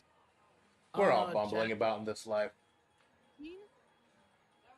Okay, so you got a 16 dealer's got a 3. Now they got a 3, so that's pretty good odds they'll bust. Yeah, I'll stand. Yeah, personally, I would stand. I don't like standing that low. I like being red. 18. Fuck! I start slumping over the table again, breathing heavily. It's over. I've failed you twice, senpai! No, I think you still got a couple hundred left. Oh no, you're penniless! Deja vu, I have been in this place before. Let's just let's double down. Let's just go 200. We're going all the way, senpai. You can do it. Ooh, you got a 10 or a 20? You can't double down because that's all your money. I'll stand.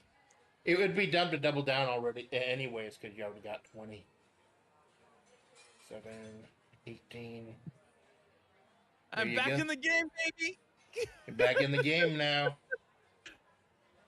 Unless you want to bet another 400. Yeah, let's go all in. Yeah.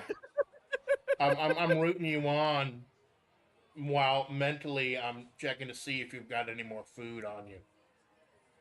You ate it all. Nice. 19. Stand. Stand. I'm beginning to see why people like blackjack. Yeah, it's very simple. It's simple to learn. It takes a lifetime to master. Like Rika Paprika, that was some of my favorites. The streams that she did, Rika number 2. I miss the Rika. I understand why. I did my reps. I understand why Rika number 2 left. I just hope she ends up in a better place soon. Oh, okay. I mean, oh, Miss Malone, you're lucky. What?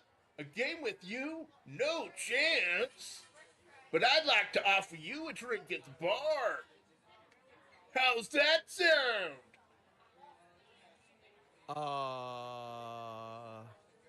No. Oh, too bad. But I guess I'll. This motherfucker is wearing my style of glasses, man. Dispersion the fucking John Reno frames. Here's the news. Last night, a lady accidentally fell down the stairs at the house. I think you just saved your own life, senpai.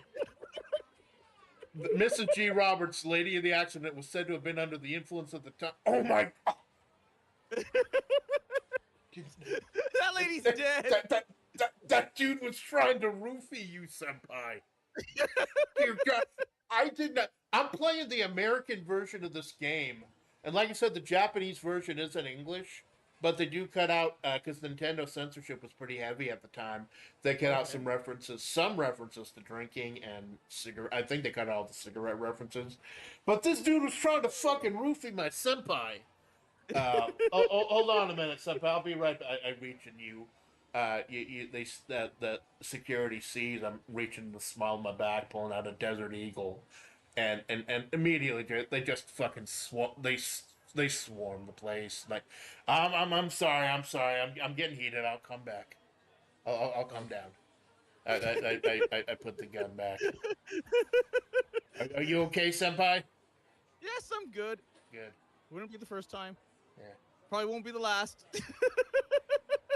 Well, will you take care of yourself, somebody? Because I wouldn't want to have to take care of them for you, because I don't give no fucks. So you want to keep going, or you want to go ahead and get something to eat?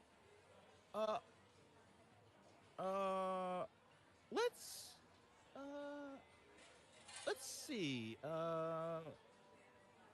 You know what? Let me buy you back in. Let's do like one more game of all in or all or nothing. All right. See, I how about I started you with the $700 steak from that Chinese lathe, and you already gave me. Oops, wrong button. Oh, I mean, shit! She got so pissed off that she got the other dealer that comes in from Malone to Splatts. The other $300. So I gave you $700 to start out, and you gave me that back, and now we're even. But yeah, I believe it is completely random whether it's Mildred or Guy Smiley over here. Mildred has had enough of this shit. Her shift is over. They got Smiley over. He's what's known as a cooler. He's the guy who they bring out when someone's on too much of a hot streak and they just need that their bad luck. They just need to get them the fuck out. So you going all in? Yes. All in for 500.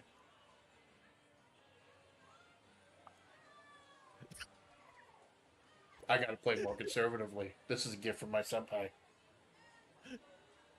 Okay, I have 8 plus 9. That's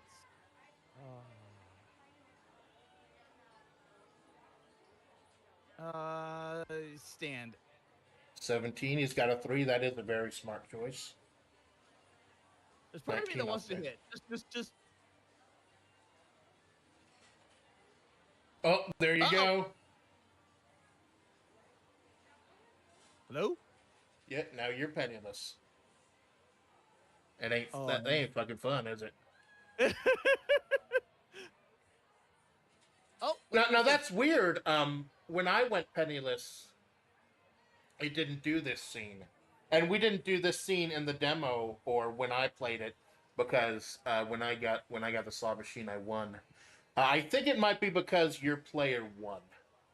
Oh, so okay. But in character, we'll just say that Guy Smiley here is just tired of our shit and wants to get us the fuck out as fast as we can. I've still got like 280. Oh, I'm sorry, Mr. Malone, but it seems your luck feels end right. Yeah, I've got money. I will give. Don't feel bad. Las Vegas never sleeps. It's always waiting for. I've got money. I start putting chips in. But then again, Las Vegas is the city that sells dreams. We'll give you another chance to go home. I want to go back. I left my mason jar on the table. Remember, though, this is your last chance. Go ahead. Pull the lever. I try to go back to the blackjack table, get my mason jar, and then just a whole bunch of people swarming around. Miss Malone, I guess this really is goodbye. It's such a pity, but we await your next challenge. I had money. You saw me. I only bet $10. I had fucking money. So I don't know what the fuck. Like I think it might have to do with the fact that either I already went penniless once, or the fact that you were player one. It probably was But the fact that he is player one. yeah, I've got like $290 in my pocket, so I guess this means I'm paying for dinner, aren't I? Now loading. So you'll notice. Like the Vegas experience, though. Oh, sorry. So isn't that like the Vegas experience? You go in with lots of money and then you just come out with no nearly nothing. Yep. But you'll see. Oh, now loading. That is why I wanted to do Vegas stream, because I would love at some time to do a 4-person Vegas stream, because that's 4 of us playing, with events and shit going on. With only one person having to control it, so it's light on my end. We just have to get like a total of 4 people in and share my virtual camera. Okay. Now loading. So I feel obligated to pay after everything that's happened out. So we end up finding ourselves at a changing the BGM at a trendy little steakhouse. And I believe I've actually got like restaurant ambiance for this one. Oh, so okay. I'm sweating bullets. I'm frustrated, but I just order the biggest fucking steak I can. I'm not even expecting to finish it. And you're apparently hardcore. You're just eating with your hands. It looks like. So I With what appears to be smoke inside the table. well that's oh God, I didn't notice that. Maybe that's the hickory. That the tables are made of wood, so maybe that's where they got the hickory smoke flavoring from. They just break off a piece of the table. This is a classy fucking joint. And you notice I don't even have any French fries. I just got the big fuck you steak. Because I'm the one who's got the $190 or $290, and apparently I am so good at eating steak, I got a piece of smoke on my fork. That's how fucking good I am. I thought it was noodles. Well, vertical noodles, I guess. Like those weird hairs that they put on steaks. What do you mean like the garnish? Yeah, the garnish stuff. I'm always worried about when I get with food with garnishes. I don't know whether to fucking eat it or not. I think most of the garnishes can be eaten, but they're mostly designed to be like chucked aside.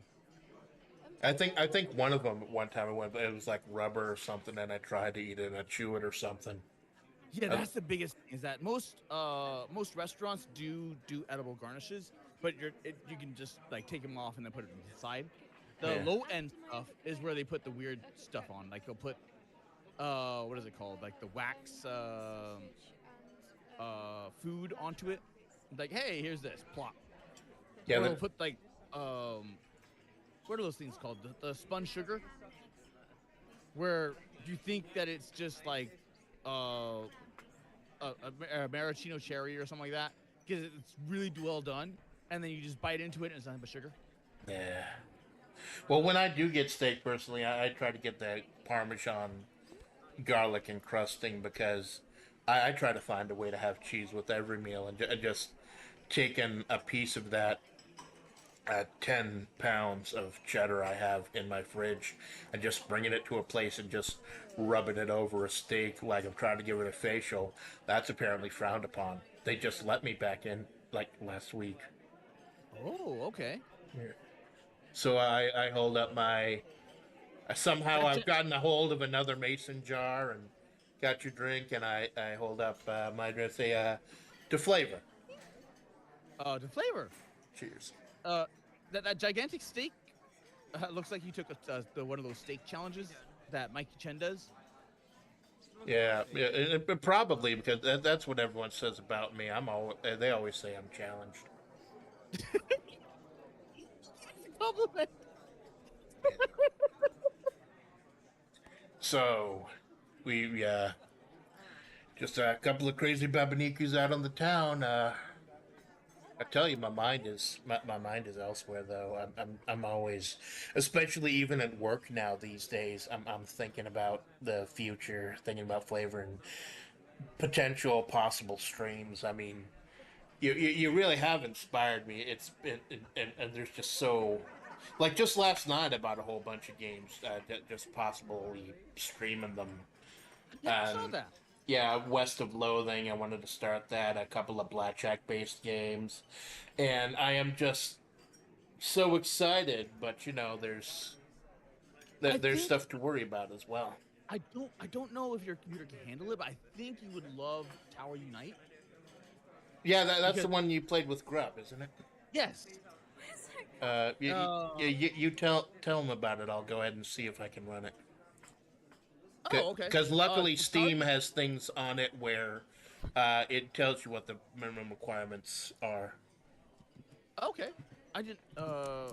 Does it actually do comparison, or is it just like, hey, this is what you can do? It just tells you this is the minimum requirement that your computer needs, and this is what we prefer.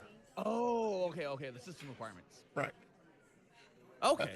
Two point no, even minimum requirements is a dual core, 2.4 gigahertz dual core, 4 gigs of RAM.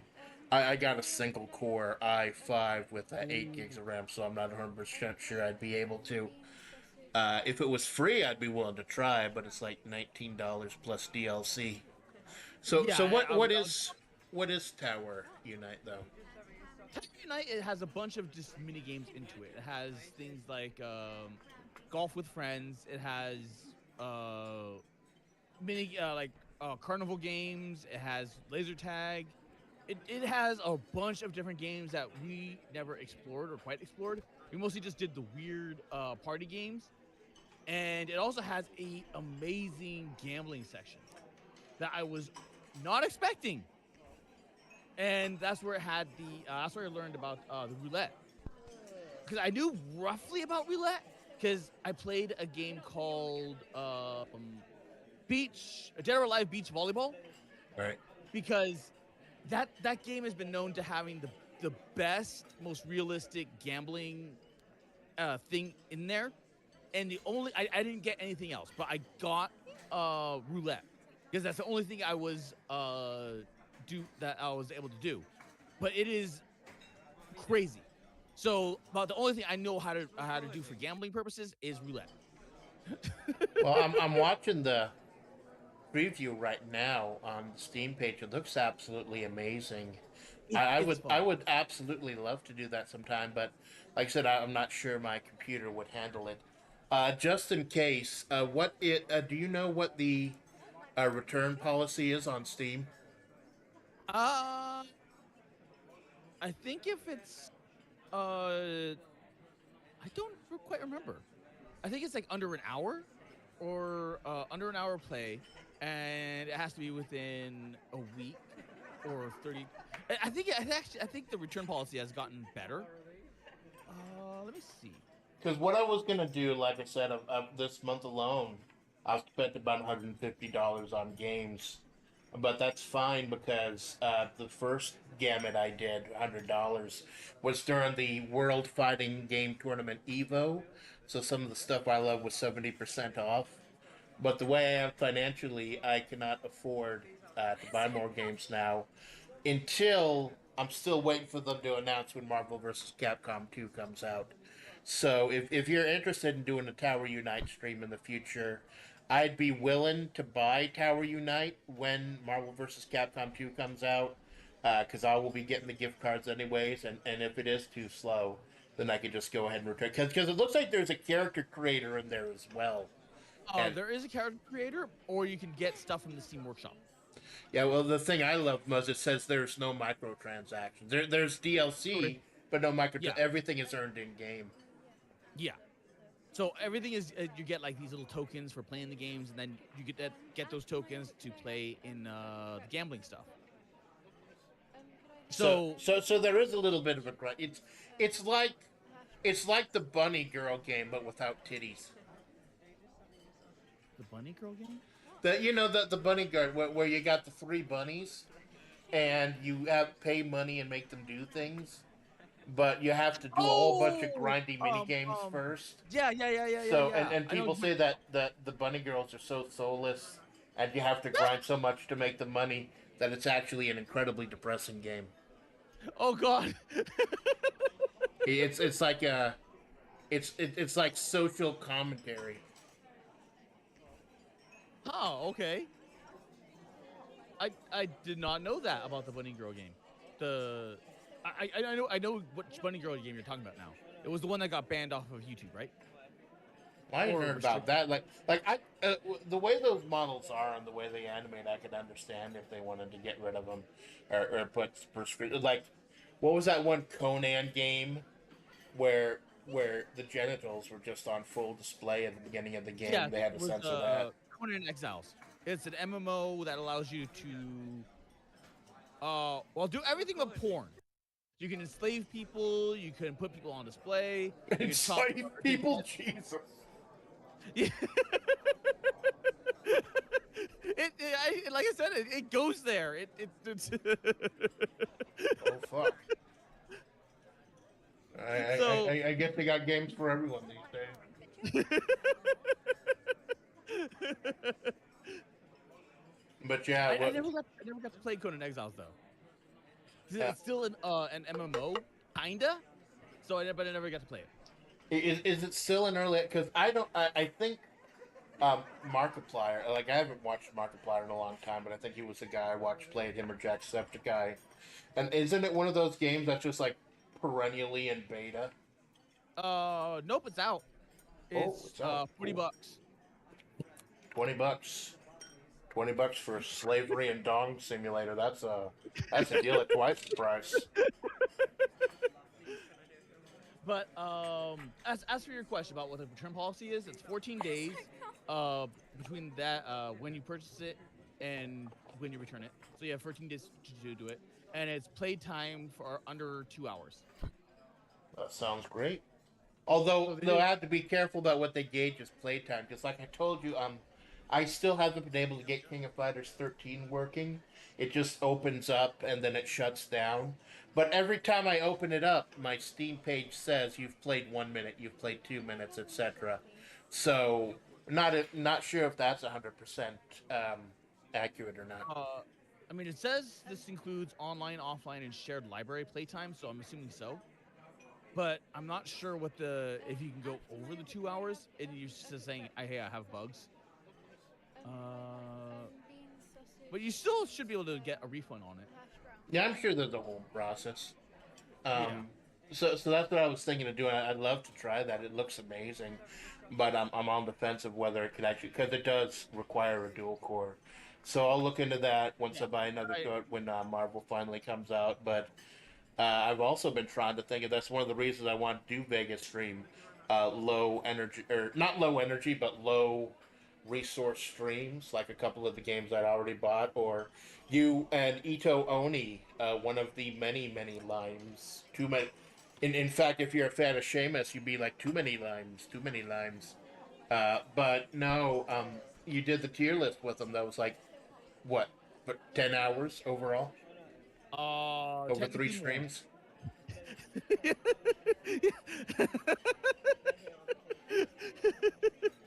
Because I was Yeah, I think thinking it's maybe we could do something like that, but with something in more my area of expertise, like the women of the King of Fighters. Because I think there'd be like 30, 40 women there. Maybe the Street Fighter as well. Oh, okay, like a smash or pass, but fighting game characters. Right. And we would go to. I also get a little a little acknowledgement for one of my favorite websites of all time, even when I was a little Splatts, thefightersgeneration.com. One of the most comprehensive lists of fighting game characters and fighting game news out there. It's been around for decades. It's just an absolutely fascinating website. It's like I could do the work by going there and getting the pictures Oh, for you, and we could do something like this where one of us just on the game. It would be on your stream. I would. You're doing me the honor of streaming on my channel. So the next one would definitely be on yours.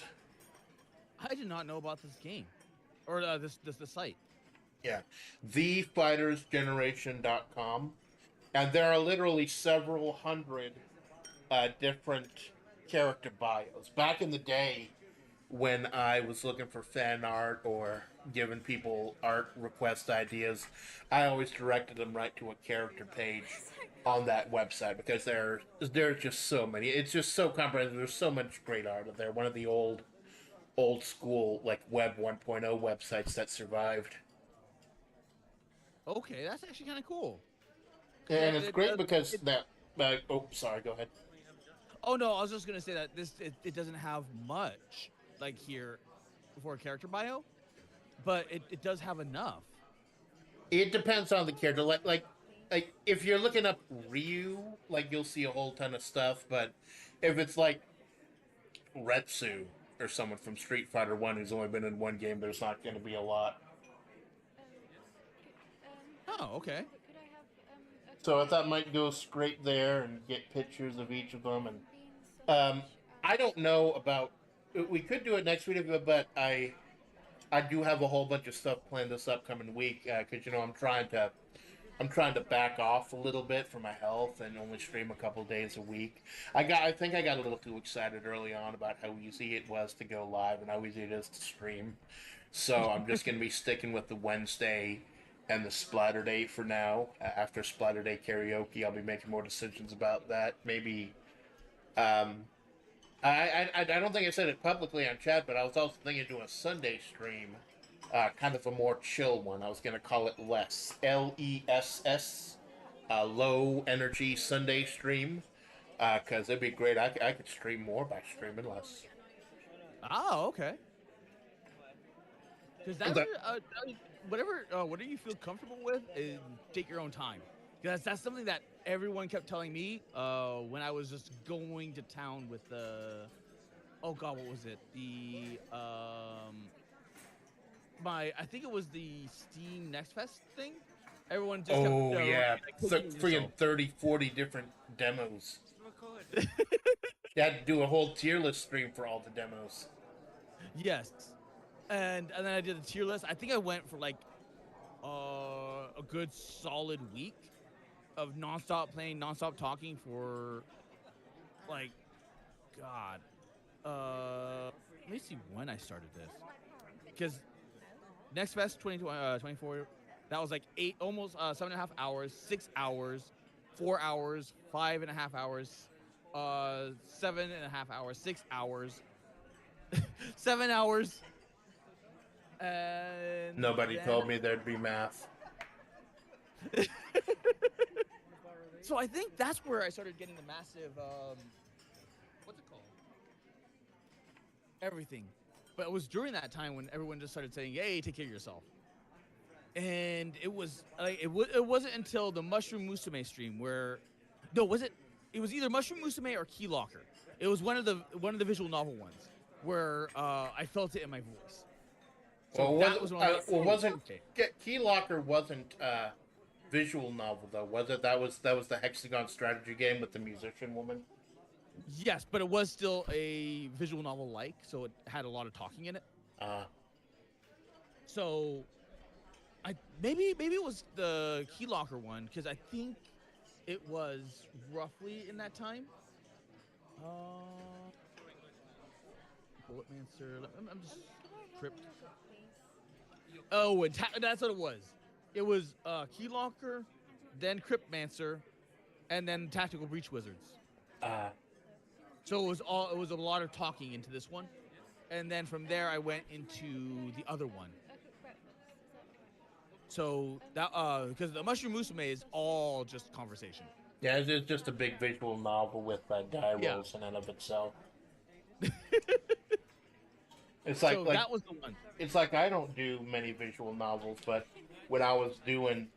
You hear it right now. I've got a bag of Vicks Vapor Cool Severe lozenges, and I had to get into that when I was doing Otagiri So, the translated horror novel on Super Nintendo.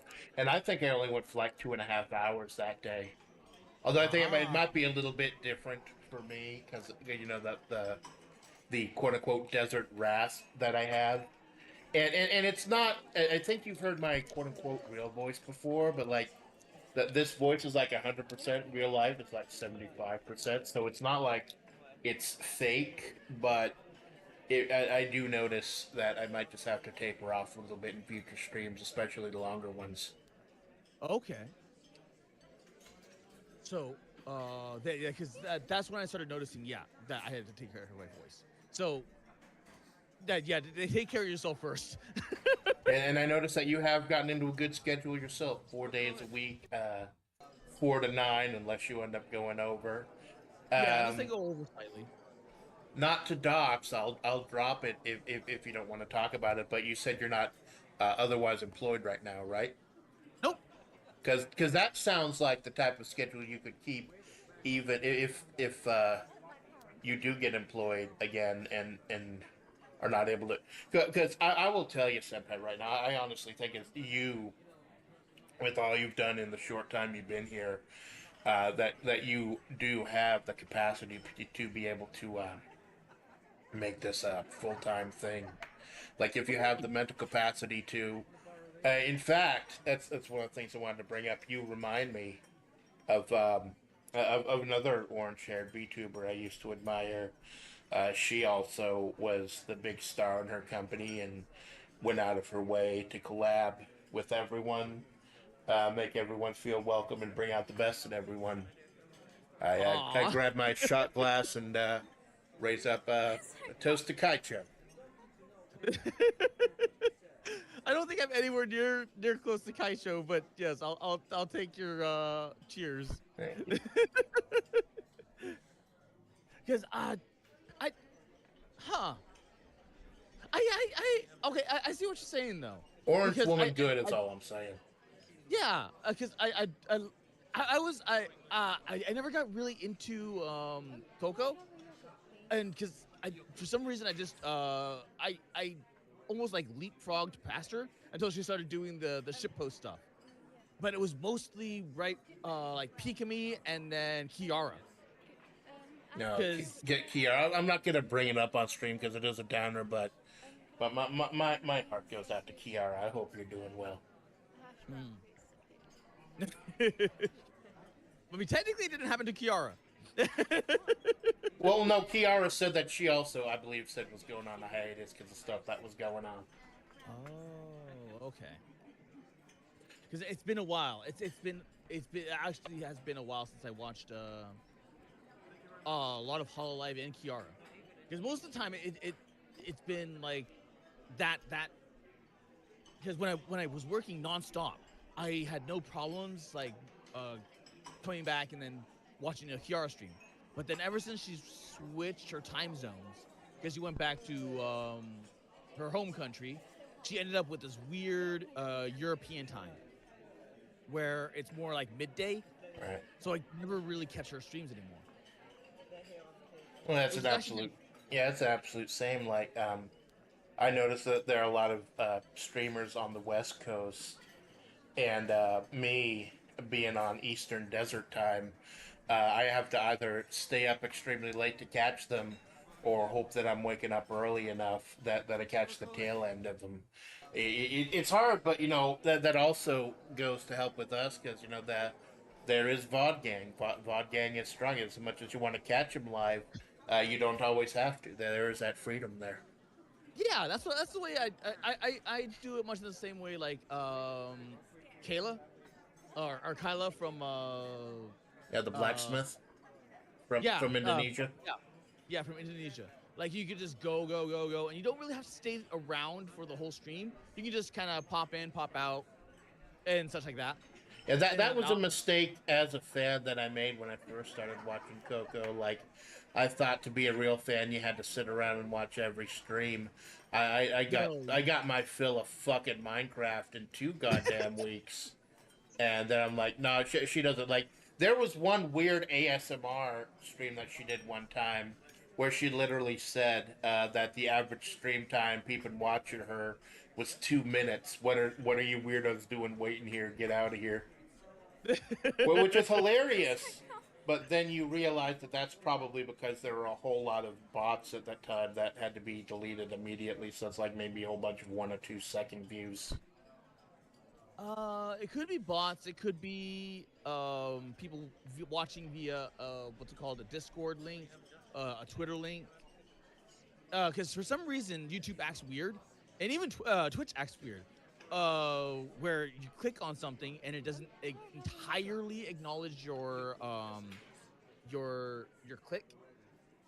So, for instance, like on this stream, I think let me refresh this page and see what this what we have here. Oh, do you get obsessed with the numbers? Um, I try not to, but like they're right fucking there on the analytics. Not that the analytics, but the screen that tells you if you're live or not. I try not to Manhara, but the numbers are right there. I think the one Manhara incident I had with the numbers was the Desert Mysticism shortbread cookie fortune telling stream, where it is right now sitting at 3 views, even though there were 10 people in the chat at once. Fucking YouTube. You don't need to tell me, senpai, how YouTube can act fucky. Yeah, it does. It super duper does. It's Scrooge McFuck. So that's why it's like I always try to preface that, because like your numbers are generally like higher than they should be, or well, higher than they are what they show up on your stream, or even like what live views are. So it can be detrimental to some people's brains that are really like brainwormy on numbers. But if you're just kind of like me, where it's just like numbers are numbers, you know. Yeah. Like, if I wanted to get numbers, I wouldn't be streaming Dynamite the Las Vegas. I'm here to. I'm sure if I decide to do this long term, or put more effort, more money into a rig, I'm sure that I would start playing more of these popular games. But as it is, it was a little hard for me to realize that I'm kind of happy with the kind of content I put out. Now, like, I want to refine it a bit. I want to make things look a little bit nicer. But as of right now, I'm kind of happy with what I'm doing. Or you can get into And like, it took a little while for me because when I started out, I wanted to be a V singer. I wanted to primarily do singing and stuff. But as I was able to share these retro games, these weird fucking retro games and everything that I love, and the gambling and stuff, I realized that I just didn't have to drill down on that one aspect of my personality or what I liked. I could share several different things with people. yeah, that's the biggest thing, is that it's YouTube, not, you know, whatever. So Yeah. as long as you're having fun, because that's where I could think where a lot of the people's brainworms come into the fact, is that they hit the what is it called, the hit game all the time, even if they hate it, because they know it's going to get them the views. Right. So as a result, they forget to do what they want to do or what they love to do, and then they end up losing themselves. Yeah, it's like So I read up on the Lord Five Nights at Freddy's, but I'm not gonna fucking play it because like it's essentially a rhythm game, and I don't think I've enjoyed a rhythm game since Barack the Rapper. So I'm good. He can have those. I once, okay, I watched a little mini doc on Five Nights at Freddy's, and they're like, "Hey, this is Five Nights at Freddy's is basically just a tower defense Right. game, but in Flash." So I'm like, "Wait, what?" So I actually started looking into it, and it's like, "Oh, you click this, you click that. You're like, you are essentially block, instead of attacking the enemies, and you know, making sure that they don't go to your home area, Right. you are actively on the defense. So you're like, okay, shut this valve, shut this door, do this, do that, and you're essentially blocking everything off. So your time management skills is much more there. So I'm like, okay, you know what? Now that it's been explained to me from a tower defense perspective, I'm like, okay, I think I want to play Five Nights at Freddy's, but I'm just like, you know, It's Plants versus Zombies versus animatronics with dead children inside of them. yeah. So it's weird. It's a weird little brain thing that I have. So it's like until it got explained to me from that perspective, I was like, oh, okay, now I get it. Because you're basically blocking the zombies from coming into the house. Right. So it's like, okay, you click the button and then it wipes out the lane. And then you have to wait until they're right there, and then you click the button and it wipes out the lane. Yeah, that's why I thought more kind of like a rhythm game as well, because you see the rabbit face, you hit one button. You see the bird face, you hit one button. You see the bear, you hit another button. And as cool as that is, and as interesting as the lore is, the actual gameplay just doesn't interest me. It's like these horror games, the jump scare games like Amnesia and stuff. Those don't really interest me either, because after you get past the jump scares and shit, then I just end up getting frustrated with the mechanics, like just not being able to shoot anything or barely Yeah, being I able think to it's maneuver, etc. yeah. Because I've been wanting to do that with Amnesia, because I keep hearing nothing but good things about Amnesia, and I want to get into it, but it's just it's basically walking simulator. Yeah, I've The seen game. Markiplier play a lot of Amnesia. There's a lot of like you barely even see any of the monsters, even Yeah, if you're trying to see them. and even if like, because even when you do see them, they're kind of borked, like the big guy with the gigantic mouth. It's like Yeah. Well, they don't have to put too much effort into it because you're not supposed to see them if you're playing you're right. never supposed to, It's not like Outlast. Yeah. Oh dear God, 'cause I love watching people You cut out there especially for a moment. if they're oh, are we back? Are we back? Yeah, you're back. Like Okay. your audio cut out for like half a second. I think you may have hit the limiter or something. A limiter? I'm a limiter? Like do you use a filter on your mic through Uh, OBS? I have no, I don't. Maybe just me then. I have because you know I'm in the fucking desert. I can't have this going without a fan going on me, even when the AC is going on. Oh, okay. So So that's so the that thing helps when you're filter it out. okay.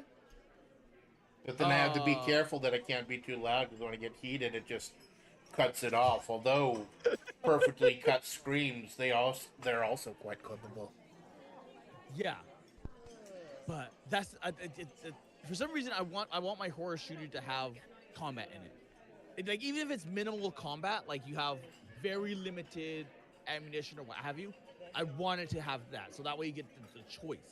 So Right. I think it was like the bunker, you get ammunition. Um, I Wow. think it was like Amnesia the Bunker, I think it was called. And I know a couple of the later Silent Hill games give you more. I mean, it's like there's one where you're a military guy, or they're trying to shoehorn more combat and more shooting into the new Silent Hill 2 remake. And I was Silent Hill 2. My two favorite video games of all time: Silent Hill 2 and Final Fantasy 6. Last Blade 2 is a distant third, but I was so happy when I heard that they were remaking Silent Hill 2, and then just the news just fucking got worse and worse and worse. Yeah, I saw the before and after, where it's like this game is how old is Silent Hill 2 at this point? God, I Um, forget. but they're like, hey, this is Silent Hill 2 from way back when. It is 2001. Yeah. It's 23 years old. So all the target, and for fucking hags like us, you forget this sometimes. I know I forget it sometimes, but these games that are coming out now being remade, they're not really marketed for us. They're marketed for this No. new generation of fetuses who may have not played the original. Well, they're designed for the new generation, but under modern audiences or modern, you know, without having to get political or anything like that. But Right. pushing forward with modern corporate sensibilities. Sensibilities, yeah. Yeah.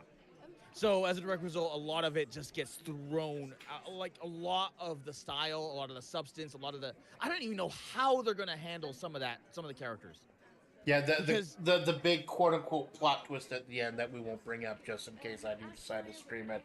But yeah, like I know from the trailers they're gonna have to keep that plot twist, but the question is, they are they gonna scrub it? Are they gonna change the context around what happens in room I don't know. 132? I don't know because with you have Eddie who's just a brain borked like that guy's gone. That guy is so gone. So I don't even know if they're gonna even do.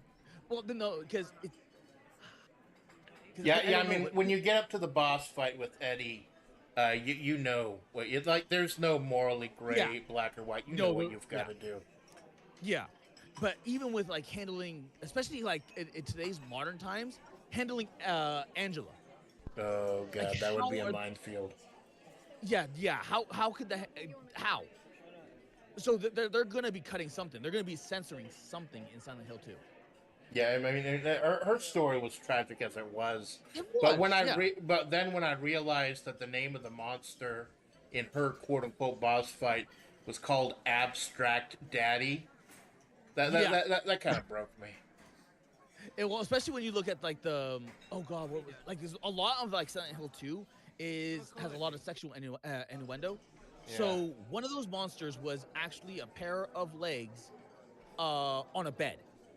So if you it looks like a flesh bed, but once you see it like for what it is, it's just like oh Yeah, you can't unsee a lot of the stuff. yeah you can't yeah once you know like the undertones and the overtones for it, it's just oh Yeah, it once you get past Pyramid Head with his big old gigantic knife, and you start looking a little bit deeper at the code and everything, and yeah the story behind the story, it's and that's really why Silent Hill 2 kind of helped illustrate to me that games can be art. Games can be a yeah more powerful the medium. Silent Hill series is such a good series because you had Silent Hill 1, which was really good, and it still holds up to this day. Yeah, Even though it's a bit a bit dated, but then you have Silent Hill 2, which is all like a masterpiece at this point, and then you have Silent absolutely. Hill 3, which comes back around to Silent Hill 1 because Heather is the daughter of It, uh Harry Mason. yeah, thank you, Harry Mason. We finally get closure Yeah, we for the finally way get that close. ended. And then it's just like oh because it's just such a perfect game like a game end for that character Yeah. because he was not necessarily a bad guy but at the same time it's like uh he's nowhere like Harry is nowhere near the same level of as James. Yeah. James is close. Harry didn't have any say in his situation. Yeah, He tried to do the right thing by picking up a babby on the side of the road. He didn't know that the babby was like a Jeebus. yeah. And so having him murdered right out the gate in well nearly right out the gate during Silent Hill 3 was like holy shit. Yeah. And it just hits so different like so different.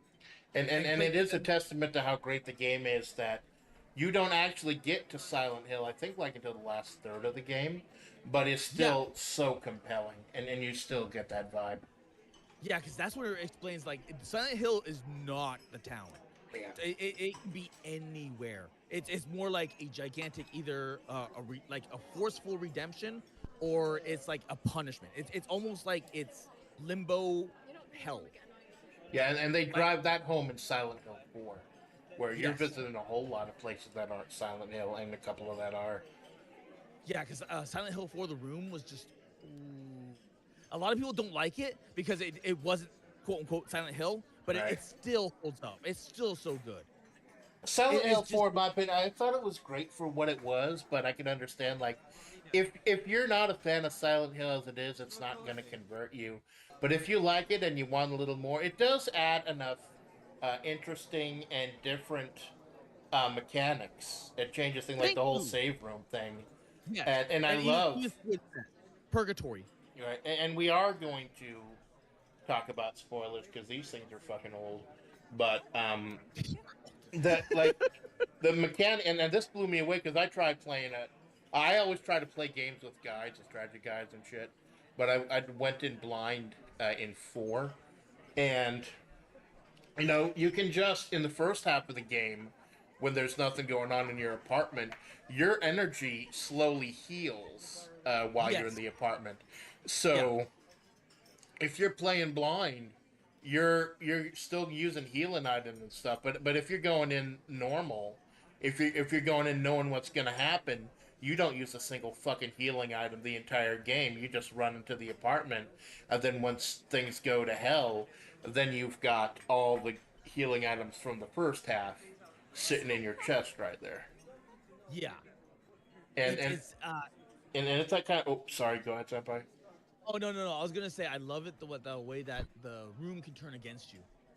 Yeah, so many, and you've got to clean it out to get the good ending.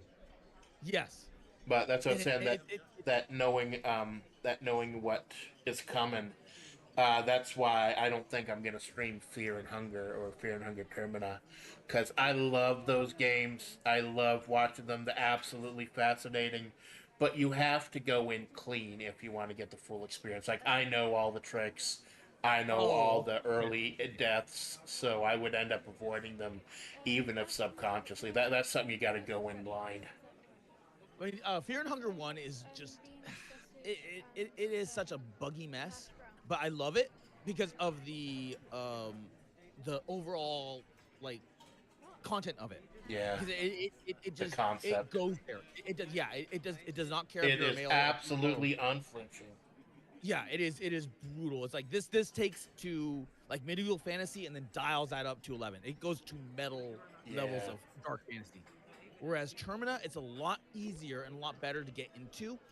It's just um it's it uh it's a lot easier to stream and it's a lot better because it has a lot less graphic detail than the first one. Yeah.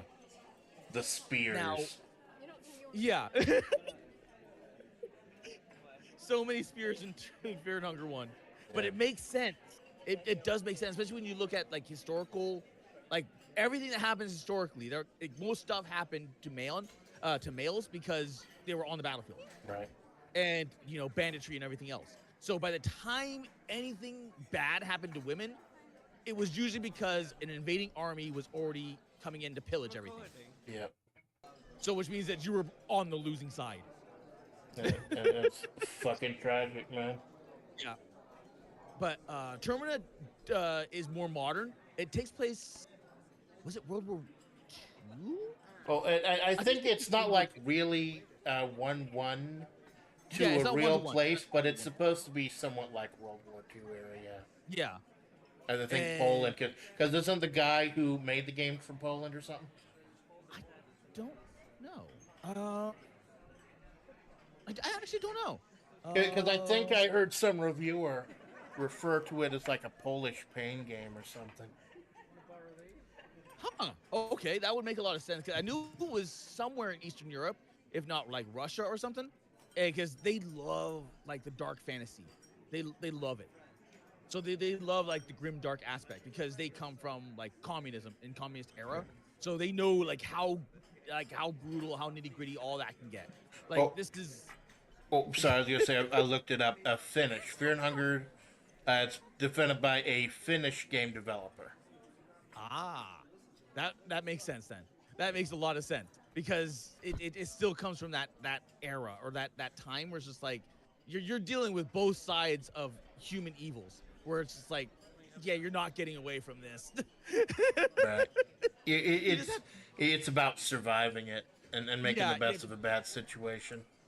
Yeah, you have to just kind of grit your teeth and bear with it because it's just like you're getting fucked either or. Yeah. Got to do the best you But it, can with what you have, man. And sometimes what you have is a guard with his penis out. And oh, it's like, did you hear that? oops, sorry. Oh, I was gonna say, did you hear that Fear and Hunger Termina is bringing in like fishing mechanics and whatnot? Yeah, I did, and I think that's when I lost interest, because when you're not fixing the broken shit in your game, and you're not making the five unplayable characters playable, and you're just adding little side quests and mini games and stuff. Yeah, yeah, yeah, I yeah. feel I like see it what. kind of lost the plot. That's when I lost interest. Although I did see a I'll have to look for it if I remember. Um, a run where you saved everyone as a Bella, the best girl, Yes, the yeah, jacked, orange-haired mechanic woman. because I think she's the only one that can save everyone. Her and Osai, the yellow mage, but I think you've Oh got to get a right. lot of really really good RNG to do it as Yeah, Osai. You can do it yeah, clean as a Bella. yeah. And that's what I think is really cool about that. It's like you're gonna take losses in certain characters, but some characters you can get the good end, and Yeah. then some characters have to get some tricks. But because that's the one bad thing about Fear and Hunger 2 is that there's so many characters that I don't think they're gonna properly finish that game. And you have to Just absolutely, yeah, and like I said, it goes back to playing a game blind versus playing it with a guide. It is so easy to lock yourself into killing off one of the characters. Like if you're not, I don't want to go too spoiler because it's more recent game, but I'll just say that if you're not playing as Abella, it's really really easy to lose Abella. yes, because Bella you lose very early. Unless Because it'd be like, I think there's a way to quote unquote save her if you yeah, don't there is a way. trigger the thing that brings her out. Yeah. But then you also have that ends up triggering the mayor.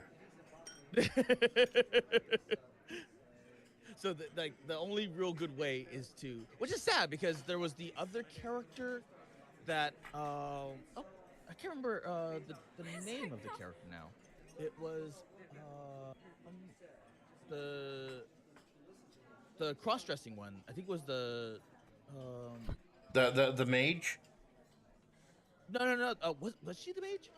I think so. Uh, The one that I had think Samaria the Stalker with her. uh it was the main character the main character that looks like the she's dressed as a little girl Right. or looks like a little girl. I can't remember her name now.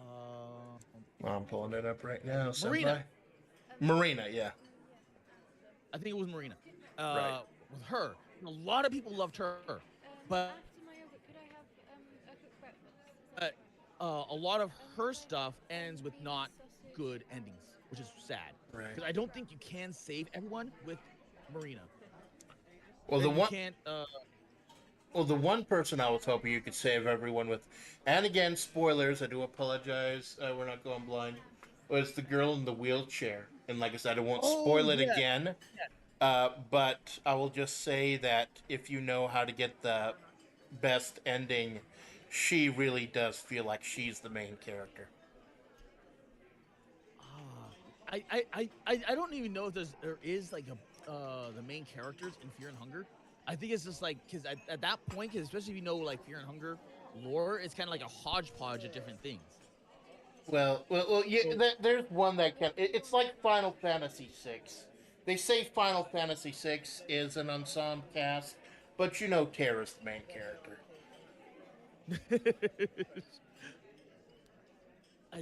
I don't know. 'Cause I honestly don't. I don't think Fear and Hunger is one of those ones where it just doesn't. Like you have each person with their own story to tell. Yeah. And especially the And way, for some characters, it's a short story because you die like 7 different places. Fucking yeah, salaryman. which is scary because technically speaking, is that every simultaneously all beginnings and ends in all stories are all technically canon. Right. Which And, is, and if you Pepe Sylvia scatter plot it out, that could be canon for the first game as well. Almost every ending except like the Thieves A plus ending. You could argue that they all do happen at once. yeah. It is. I'll see if I can find a video. There's actually some content creator who did events of Termina and events of Fear and Hunger 1, where they do the storylines and show you how they could weave every single storyline and make them all work at the same time. Although Oh, even okay. they had to admit that that they're a little bit of a branching path towards the beginning of Termina and trying to save everyone. Yeah, because when you start to deal with like elder gods, a lot of stuff starts going out the window. Yeah. As somebody who's actually read the complete works of H.P. Lovecraft, you do not fuck with the old gods or the elder gods. You do not fuck with even if you're in Mortal Kombat, you can fuck with the elder gods, but nah, that's about it. Oh, because Mortal Kombat is weird. I Well, mean, technically the gods aren't gods. They're kind of like just superhuman, uh, like superhumans with special abilities. right? They're not. They're technically. Even though they're like gods, they're not technically gods. Yeah, But because Liu Kang, I believe he ascends at yeah, he ascends to God or and, God and and status. then he starts in 12, which is one for some fucking reason. Yeah, that's and I find that with a lot of media, that's when I check out. When you do the thing about fucking with timelines and rolling shit back when there's no precedent for that type of thing, and was it a Chronica, the bald woman who fucks around with time and made that all possible? I checked out about that. I love fighting games. It's a classic series, but I checked out about that time. Yeah, I don't blame you because once it starts doing that, it kind of gets hard. Because at which point you kind of just hope it does. They do a what is it called? A retcon or rewrite of everything. They're like, okay, we're just scratching everything because now it's all just kind of warped. Yeah, it's like, and as much as I hate it, my favorite fighting game series, King of Fighters, they did that. King Yeah, of Fighters 13, Ash, the new protagonist, the annoying French guy, he fights Saikai, who's going back in time again and again, and then he breaks the loop. And then in 14, you find out that breaking that time loop brought around Verse, and then Verse defeating Verse brought around Reverse, and somehow they're able to revive all the dead characters, and you can play as Vice and Mature again, for example. And I complain more, but I'm happy I got my murderous lesbian secretaries back, so I'll shut the fuck up. they did the same. They did the same thing with Soul Calibur as well. They went down a weird path, and then everyone hated that. I think it was Soul Calibur 6. It. Oh god, it was when they removed like half the Oh cast. yeah, that's another fucking trope that's very hit or miss. I think it was 5, where they just got rid of the 90% of the cast. Got one or two Yeah. characters because they do that occasionally to try to refresh a series. Like Art of Fighting 3 did that. They got rid of most everyone, and that kind of failed. Fatal Fury 3 did that. That was kind of in the middle. But Street Fighter 3 did that, and everyone loved it because all the characters were cool and fascinating.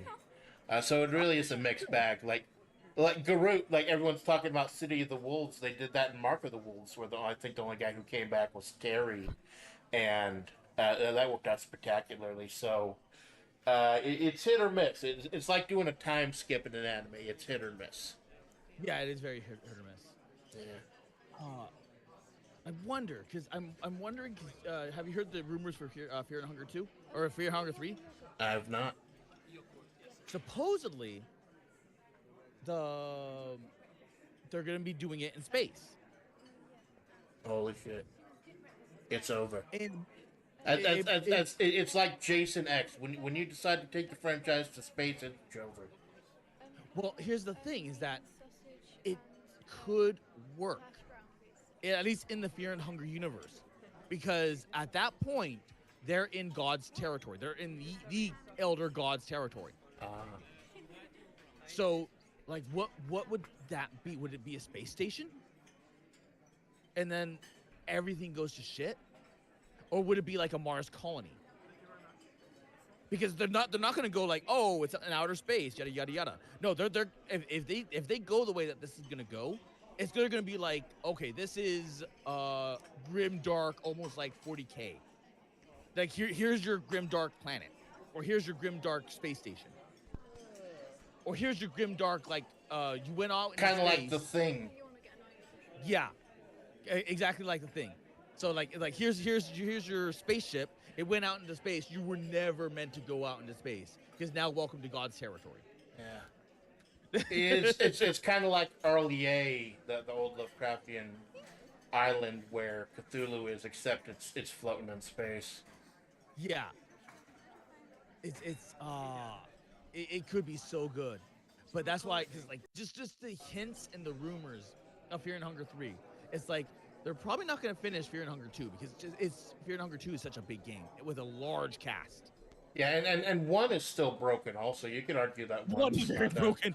It's so broken that they just blatantly put an item in there that lets you get everything. Like, oh Lord, give me like Mercedes-Benz or whatever. But they had to put in the blank scroll just so you could. Don't you have to use the blank scroll in order to get Enki's S+ ending, because there's just like one thing where you have to use a certain spell that you can only get with that? I think so. I think you like, for some characters or some endings, you have to use a scroll. Right. Because you're basically just that's why I was like, regardless of what you do or where you go, it's like, just cheat. Yeah, it's like it's like you've seen me play the SNK fighting games with bosses like Rugal and Ignes. They're so fucking cheap. You don't care that you're cheesing them out. You just do whatever you need to do to get past the horrible programming. Yeah. It is just, because I love Fear and Hunger 1. It's such a buggy mess that because there's some areas where you just don't go, and I don't mean like you just don't go like the what is it called, the grappler guys, the ones that touch you in bad ways. Yeah. Like that is an area that you don't go. But that's also a beginner's trap. Yeah, it's also the beginner's trap. But that, I'm not talking about that area. I'm talking about like, there's certain squares, like pixel squares, that you just don't go because they will crash your game. Oh. Like not triggering events, just straight up, just crash. And that's why it irks me a little bit that if they are working on 3 right now, going to bring 3 out, that 1 or 2 still aren't 100% fixed anymore. But that's why I'm honestly so happy that some characters have gotten some ends. So Abella got an end. I don't think, did Abella get the written end or drawn end yet? I thought I haven't checked it in a while. Like, I checked out about the time they announced that they were doing the Tivoli and the fishing thing, but I thought all the playable characters got a written end.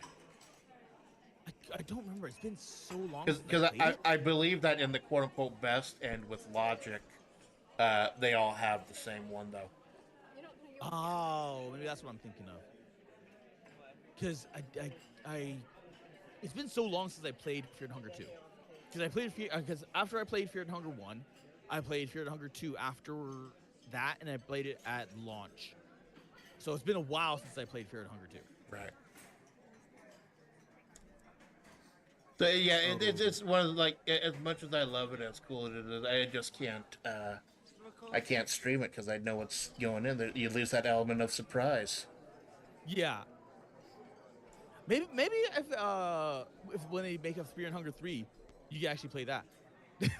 Yeah, that's a thought. That is definitely it. Although, as much as I love it, I would not want to go play up front or buy it first off, because I know it would not. It would be broken. It would be buggy. And as someone who is as particular and as much as a perfectionist as I am, and that I am working on that, I would just get pissed off that it's broken, because I've had a couple of these games growing up in my life where the story or the concept is so beautiful and so amazing, you look over how shit the game itself is, from a mechanical standpoint. Like I was talking about, one of these days I wanted to stream an old Nintendo game, and I showed a preview of it called Tombs and Treasure, which is this old point and click game for Nintendo, where you're looking around Chichen Itza, the ruins in Mexico, and they actually look like the ruins, and from the overworld map at least. And there's a fascinating story, great music, the atmosphere is great. But it is a buggy, not buggy, but a very slow, very cryptic point and click adventure with a battle system that makes no sense. Okay. And it's you love the concept of the game, but you don't like playing the game itself. So I figure if I can get a couple people together, do voice acting for the other characters of that game, we could knock it out in maybe a couple of hours. That's another future idea for a stream I had potentially. Yeah, because I'm always thinking, like, I'm trying to, I know I've got a very specific set of interests, and with my computer being like it is, I can't stream a lot of the stuff that y'all do. But I'm still trying to, and that goes back to what Hachima was doing back in the day when she was in the, she got creative with it. I'm just trying to get creative. That's why you're sharing my screen and playing an old Nintendo game that can be played with just one controller, and we could get up to four people doing that. We could get. I'd love to get Lulu out in the desert. I'd love to get Grub out in the desert. I'd love to Grub? get Nicola out in the desert. But we would have to figure out what the meat of that would be. They're all good. They're. Yeah, flavor. Oh. Did we ever come to a? Well, I don't think Nicola's part of it, but you, me, Grub, Leela. Did we ever hammer home what our generation is going to be called? I have no clue. Although it sounds like we are getting towards that part, talking about the lore. And oops, sorry. I would say Nicola's part because Nicola is in this like weird gap between generations. She's like between Raimi and between us, our group. Well, I thought Rami was her own generation. Yeah, Mom Raimi was her own generation, but I think didn't a lot of those generations just stop and it's just like, hey, here's flavor. Yeah. Although, like with you, me, Leela, or Lulu, my apologies, you, me, Lulu, and Grub, we came around in such a close clustered time that we may just be essentially a generation. Ah, okay. And then that's why, with my background in creative writing, I was trying to like I can't stream the games that y'all do, a lot of them. That's why the role playing stuff that you'll do, and I'd love to be a part of that when my schedule permits it. But if there's a way I can help out and help bring out with the lore and creativity and role playing things like that, which is my forte, what I've been doing for years. Any way that I can help out, even if it's with just ideas and concepts, it would be my honor. I really do want to. It's been weird. I really do want to make this place a better place after everything that's happened. Well, yeah, that's actually good. Because it's always good to be positive and just stay as positive. Because the minute you start like getting those like brain worms of the negativity ones, it comes like a quagmire. It just drags you down. Yeah, So I you can just confirm. yeah, you just can't think of it. You just have to keep going. Like, keep hammering away. Because otherwise, you will end up in that bog. Yeah. And you don't want to be in that bog. And that is probably the best lesson that I have learned from you, is that even with all the shit you've been going through with like your house almost burning down and shit, you're able to stay positive and you're able to think about others and help it. Like you've been doing so many collabs with people like Miliardo and Nicola and all of them. You've really been showing company pride, and I really respect. I really respect that you're able to spend time helping me get off the ground and get this channel going. That's one of the reasons I wanted you to be the first person to come out here to the desert, because I really do appreciate that. That's no problem. I like helping out. Thank you. I try to help out whenever I can. I don't know how much help I can be. Well, But the most you're a lot of help. You're so much like even just from a moral support standpoint, you're a massive help. That's why I hope with what I do, what little I can do, I can be a help with that. Like finding out we can do this virtual camera thing. Hopefully that'll help everyone else in future collabs. Because when I was trying to look at that, I don't think anyone else brought up that you can do a virtual camera in OBS and just stream that to other people's stuff so they can see stuff in real time. Because otherwise you'd have to like watch the VOD and there'd be like what a 15-20 second lag. But now we can actually do the shit in real time as long as I remember to unmute my mic. Yeah. Before we get to the actual lore stuff, I will tell you, we did a little demo game that was slightly different scenario, like the first half of what we did tonight, and it sounded great because we were on the call together, so we could hear each other. But when I realized that my mic was muted, so it was just an hour of me twitching violently and then Cara giggling. And you know what? I would fucking watch that. I'd fucking watch that, man. Well, didn't it the first time I shot you, or I shot a floaty that you were using? Yeah, you shot the laser. Like, it a short. I set up a test scenario that was a lot simpler than the one we set up, but a lot different. In the test scenario, I was in the pool, and you shot a laser at me, and you missed, but woke me up. That's why I made sure to let you know this time around that there was nobody in the pool, just to kind of throw you. But yeah, now that we're getting into the lore again, I think it's time. I think we've finished our steak. I got like fucking 4 pounds of steak. I'm done. I think it's time to start hitting the road. Okay. Now loading. Because I know you've got an amazing potential for lore. Like, I know you must not care that much about lore, and that's cool. It's different for everyone.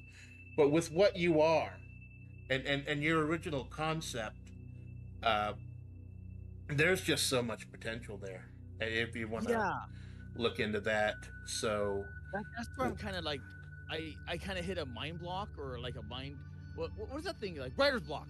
yeah, Where it's writer's like, block. I know what I kind of want to do, but at the same time, I don't know entirely what I want to do. Yeah, so we just end up walking down the road in the middle because I'm obviously way too shit faced to drive, and your mech. I think your mech is still parked back at the Motel California, so we got a little bit of a walk ahead of us, I and thought I took the mech. and I then thought I was taking the mech everywhere. I'm sorry, what was that? Oh, I thought I was taking the mech everywhere. Like the mech was the car. Oh yeah, you were. But I wanted to show you something special. Take a little Okay, walk sure. out to a special place. And make sure I got the right background music because I wanted now loading. So I'll leave my senpai out here. This middle of the desert, middle of the night. There's a jackknife semi in the middle of the road, and I just stop back and so look over and say, "This is where it happened." Oh. I've never shown this to anyone else before. That this is where it happened. I think it was 11, 12 years ago. Like there's no more of me spread out across the road anymore. Like the government went ahead and cleaned the road, but the truck is a fucking isekai, so it's not exactly like we can call Isekai Inc. and tell them to get their damn truck. So it's just still kind of there. So you took me to your graveyard. I'm not fucking dead, senpai. Like if it was a graveyard, I'd be buried. But I understand the confusion. I too am not 100% sure why I'm still alive today. I assume it had to be the fact that it is an isekai truck. Because I know you're familiar with anime. You know, getting smacked right in front of the grill, that takes you to Final Fantasy VII, where you get the giant sword and they get to smack around slimes and shit. But if it gets stuck underneath the wheels, apparently things go a little bit wrong. Because I'm a little bit wrong. Yeah, you kind of just end up as paste. Yeah. That's why, like, it's so hard for me to try to generate lewds of myself, because I've got these massive tire tracks over my waist. And it's not even the real tracks. Like, I've healed up from that shit, kind of. It's just a tattoo I got to remind me. Oh, Got a little congrats on the fucked up. tattoo. Thank you. But the thing that we are, what we are, just kind of, just kind of ruminate on it a little bit here and there. Like, I wonder, you were initially karmic entropy, right? Just floating about in space, and I just have so many questions about that shit. Like, when you were floating up there before you descended to Earth, what was it like? Like, looking down on all of us. I thought it was interesting because you have all the little different VTubers living out their lives, but at the same time you have FlaVR as a whole just taking what should be like a joke, and then making that real, making it a real thing. Yeah, yeah. Pipkin Pippa, she started something absolutely amazing.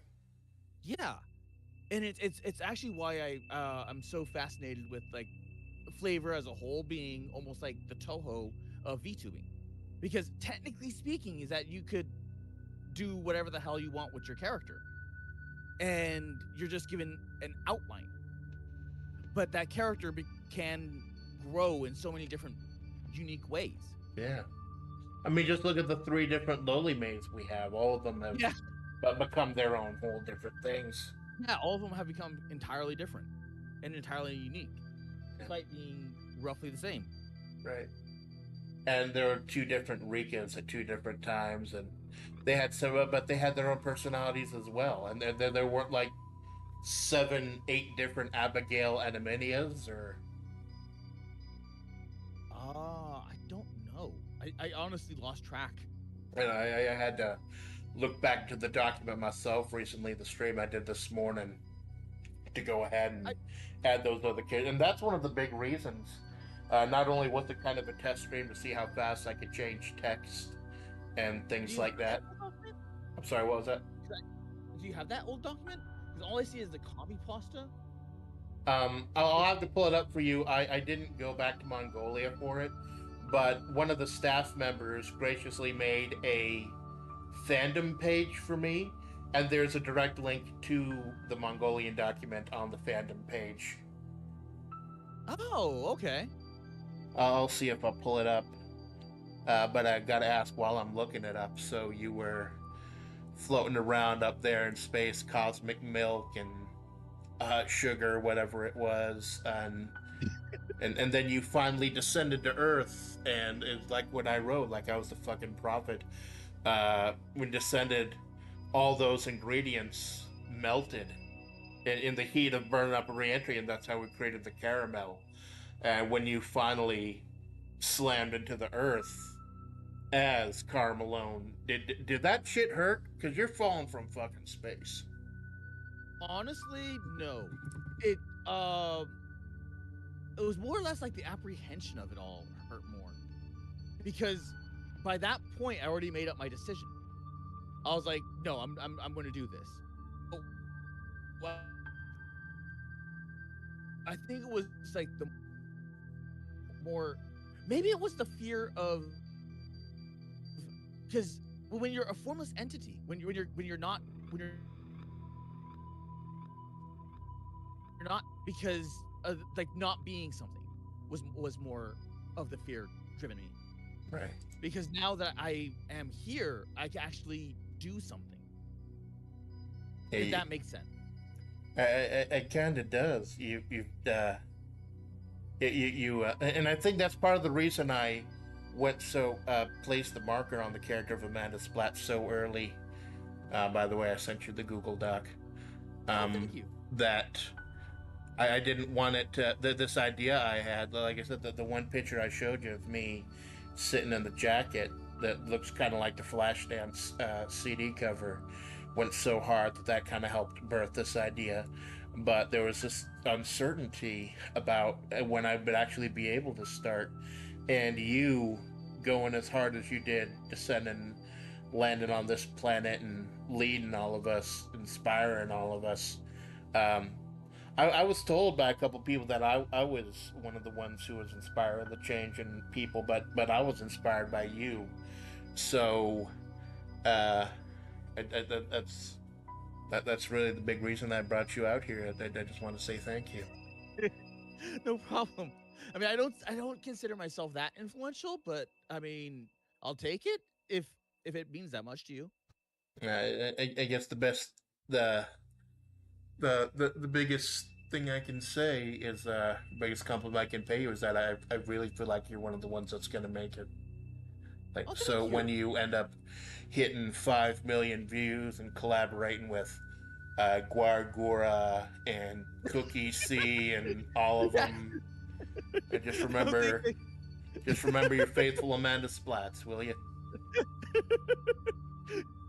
yeah, I don't think a collab with Gura is gonna happen anytime soon, Who, or anytime at all. doesn't she get a little desperate though? Or like she these days she only streams certain times, like when there's certain events going on or something. Like they use her to block other stuff. Oh no! I was referring to the fact that she doesn't stream a band. Ah, well, you're a Babaniku. You can. Being a Babaniku is being like a formless lump of caramel ascending to earth. You can be whatever you fucking want, and that's what I love about the creativity of flavor. Like the Amanda Splat you see here is a lot different than the one that is in the Mongolian document, but Yeah. it's that company creativity. It's that freedom, and I know as a big corporate VTuber, which either of us may be someday, who knows? The world is fucking weird. That may not have that kind of creativity, and it really does make you appreciate why a lot of corporate VTubers do keep their past lives at least somewhat active, so they have that kind of freedom. Yeah. Yeah, because I could definitely see that, especially in some cases where like you'd want it active for areas that you know are volatile, like Nichi Sanji. Right. Sink the fucking yacht. And I don't care if they hear that. I'm not gonna get fucking hired by them. I'm just happy being part of Flavor. Yeah, it's been fun. It's been legitimately fun because I've been able to collab with so many different people through it that I don't think I would be able to through and being just completely independent. Yeah, because it's like and you said it before. I think it was in the Discord. That you always bring your S rank game, not even your A game, your fucking S game, to collabs, and it shows every single time. And that's why I appreciate that so much because it's a good rising tide lifts up all boats. You're not just concerned about your own quote unquote career doing this. You're trying to help everyone out, Yeah, and I do deeply appreciate that. because that's the thing about this whole thing is that more often than not, a lot of people, especially if they get their big break or if they get like that one clip that goes viral, or if they just if anything should happen, and they just kind of abandon their old friends, and they just kind of go off on their own. Yeah, unfortunately that's there's just too many cases, not just in VTubing, but in Hollywood and popularity in general. Yeah, and especially when it's like, because I think today or nowadays it's a bit different because flavor is in its own, it's in this weird experimental state where no one quite knows what's going to go on with it because it's so different and so unique because theoretically anyone can join and you can be whatever you want to be. Yeah, and members have proved that they can make it, like Yana and Senna. There are people who have collabed with legit Phase Connect members, So there is that potential there. Yeah. Well, it's not even just phase. It's just like what happens if you what happens if you come out, because I noticed from my chat specifically, some of them did not even or were not a part of the whole phase stuff, and they some of them were not even a part of the original flavor group. They just came in from random, so they're somehow either finding me or finding other people. It's just evolved. It started as a shitpost and just. I think that is what drove me to want to be part of Flavor. It evolved and became its own thing. When VTubing even as a business itself, we don't know where it's going, like what the Yeah. lifespan of a VTuber is. We all thought when Kazuna AI retired, it would be like 4.5 years. But we got people who like Aqua, who will be retiring on her 6 year anniversary, and there are still people who've been around longer than even her. Yeah, the Aqua one is interesting because I'm wondering like what caused that. Unfortunately, we it's like the fog of war. We may never know the truth. It may never come out. Yeah, Like I don't think we ever truly understood the particulars of what was going on with Coco. We've I just got don't to know. support them Which, and wish them the best. yeah, I honestly do hope that for the best for her, Yeah, because you know she's a little sweetheart. she is. It's like I don't watch her, but there was this period during the pandemic, the first year or so, where I tried to stay up with all 50 members of Hololive at the time and tried to follow every single one of them. And then I did admire her because like fake ASCII's music video. ASCII physically isn't even in it. It's Aqua running around. So she thinks very highly of her. And then I think I saw yesterday. I'll have to check my VODs, but uh, ASCII, Aqua, and Fuamoko did a big old karaoke uh, stream together that I had to check out. Mhm. So it's And just it's sad, but you got to think that it's not just them alone as a person making those kind of decisions. That they've yeah, got someone helping out. it's it's actually one of the like one of the big major reasons why I love flavor, because it Yeah. just offers you like these opportunities that you wouldn't get, and For, it's just yeah, for all the problems that Flavor had, I'm not going to bring them up. I'm not going to bring the mood down, but there are just so many opportunities and so many amazing people. I really am happy I found this place. yeah, because because I even though there are some question marks and stuff like that, but you can't think on the negative about that. You Right. have to always look from the positive aspect, because if you don't, then it will drag you down. Yeah, and I've been pessimist for most of my fucking life, even long before I was your faithful man to Splatts. And you and the way that you've helped teach me to approach certain things in your own positive energy, even in the face of your fucking house wiring catching on fire and shit. It has been an inspiration. Well, So, thanks. and because of this, and because of everything you meant to me, before we ride off into now loading. By Oh now yeah. loading, I mean I clicked the wrong thing. I have a gift for you. Art. This is a deck of playing cards Okay. from the Vegas Dream Casino we were just at. Um, they actually do this where you can buy playing cards that were used in the casino itself. So I picked up a. Now we're just gonna pretend that I picked these up legally, and I'm gonna hand them to you, and you're gonna accept that I did not pick these up when Mildred changed shifts or anything, and I want Okay. to give these to you to remember me by, and maybe we can make use of them next time we stream, next time we collab. Okay. That'd be fun. I do deeply appreciate you coming out here to the desert tonight, Cara. I feel like you're gonna be very busy in a little bit, so I just want to wish you would do, and thank you so much.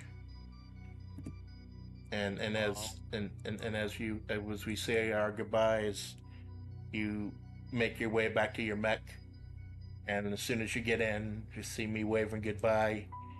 You slowly start to lose consciousness. oh, And when you wake up again, you are you are back you're back home. And it's strange, it's like at the very beginning, when you don't remember how you got out to the desert, you don't remember how you got back, but you are home safe and sound in your mech. You've spent minimal amount of money this time around, which is great because during the demo you called it a fucking orbital strike, which was hilarious. But this time I would have had to stop you because you would have destroyed the one and only Sodega in the tri-state area. I could not have that. But yeah, you railroaded me. You railroaded me with instruction. yeah, well, this also went a little bit longer. So Yeah, we ended up talking about. We ended up turning it into a Zatsu. well, that was kind of the plan. Like the place that we went to, different things. Like the intro was the RP, then the actual gameplay was gameplay. The steakhouse was the Zatsu, and the where it happened was the lore. I did want to break them up a little bit. Oh, So okay. this just a little bit of the ending. So you're back home. You're back in the Cara compound, and oh fuck! I got to change the BGM. We're still at the where it happened. You're back. You're back at the compound. You got your mecha theme playing, and just a nice time at the desert. And you make your way over, and fuck, it's her again. Oh, hello. Hello, master. I'm surprised. Are you feeling well? Because Oh, didn't you say you were going to go visit that desert woman today? That strange bohemian musician woman?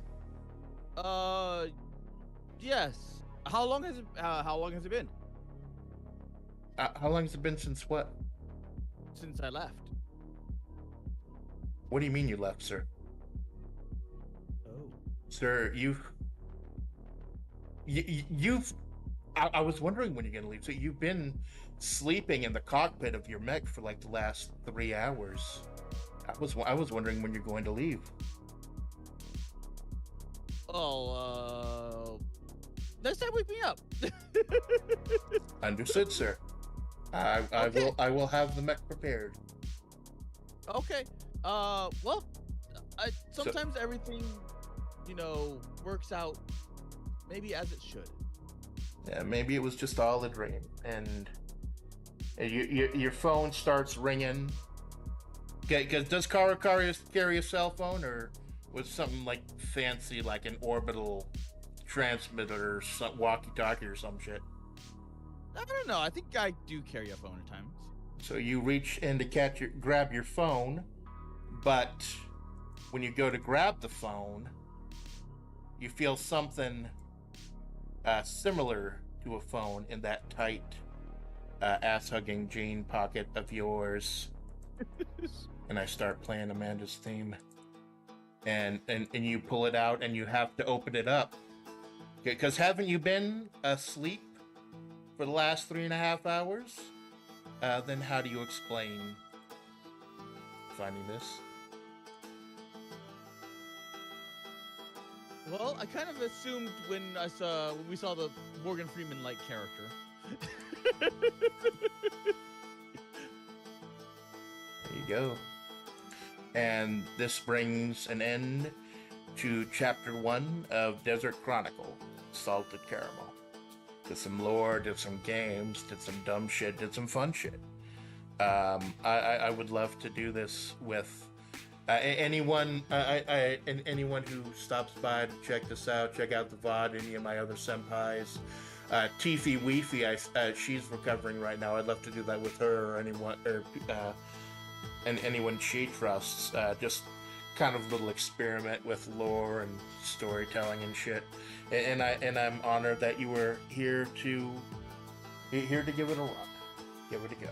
This dumb little role playing idea I had, something that I could do with low stress next time. And yes, that you finally, after pulling out the black cards, get to your phone, and all that's there is a message from your faithful Amanda Splatts saying, next time, your place. Good night. Oh, we're just ending. Okay. Oh, did you want to say something? Usually we do you want to call names or anything else, or you just want to end? Well, yeah, it should. I just want to put so like this like kind of little developer from after thing, but because I know very few people actually showed up, because it's my channel. I'm not the big star that you are, but yeah, we did have Squid. Squid's a real fucking homie. Squid is in the mix. I love Squid. JPZ stopped by, and Squid JP, Chris Tooley. Yep, Chris Tooley. And Amanda Splatts, that bitch. I thought I timed her out for my fucking stream, but I will have to look into that. But I do thank everyone stopping by, VOD Gang, anyone who stopped by to say hello. Cara, or would you like to say a few words, Senpai, before we head off for the night? Yeah, you know what? I'll just say my little exit slang thing was just like, Otsukata. Otsukata. And I'll go ahead and say mine, which is I don't know how long I can do this, but as long as I can be, I will be your faithful Amanda Splatts. Good night, Senpai. Good night, everyone.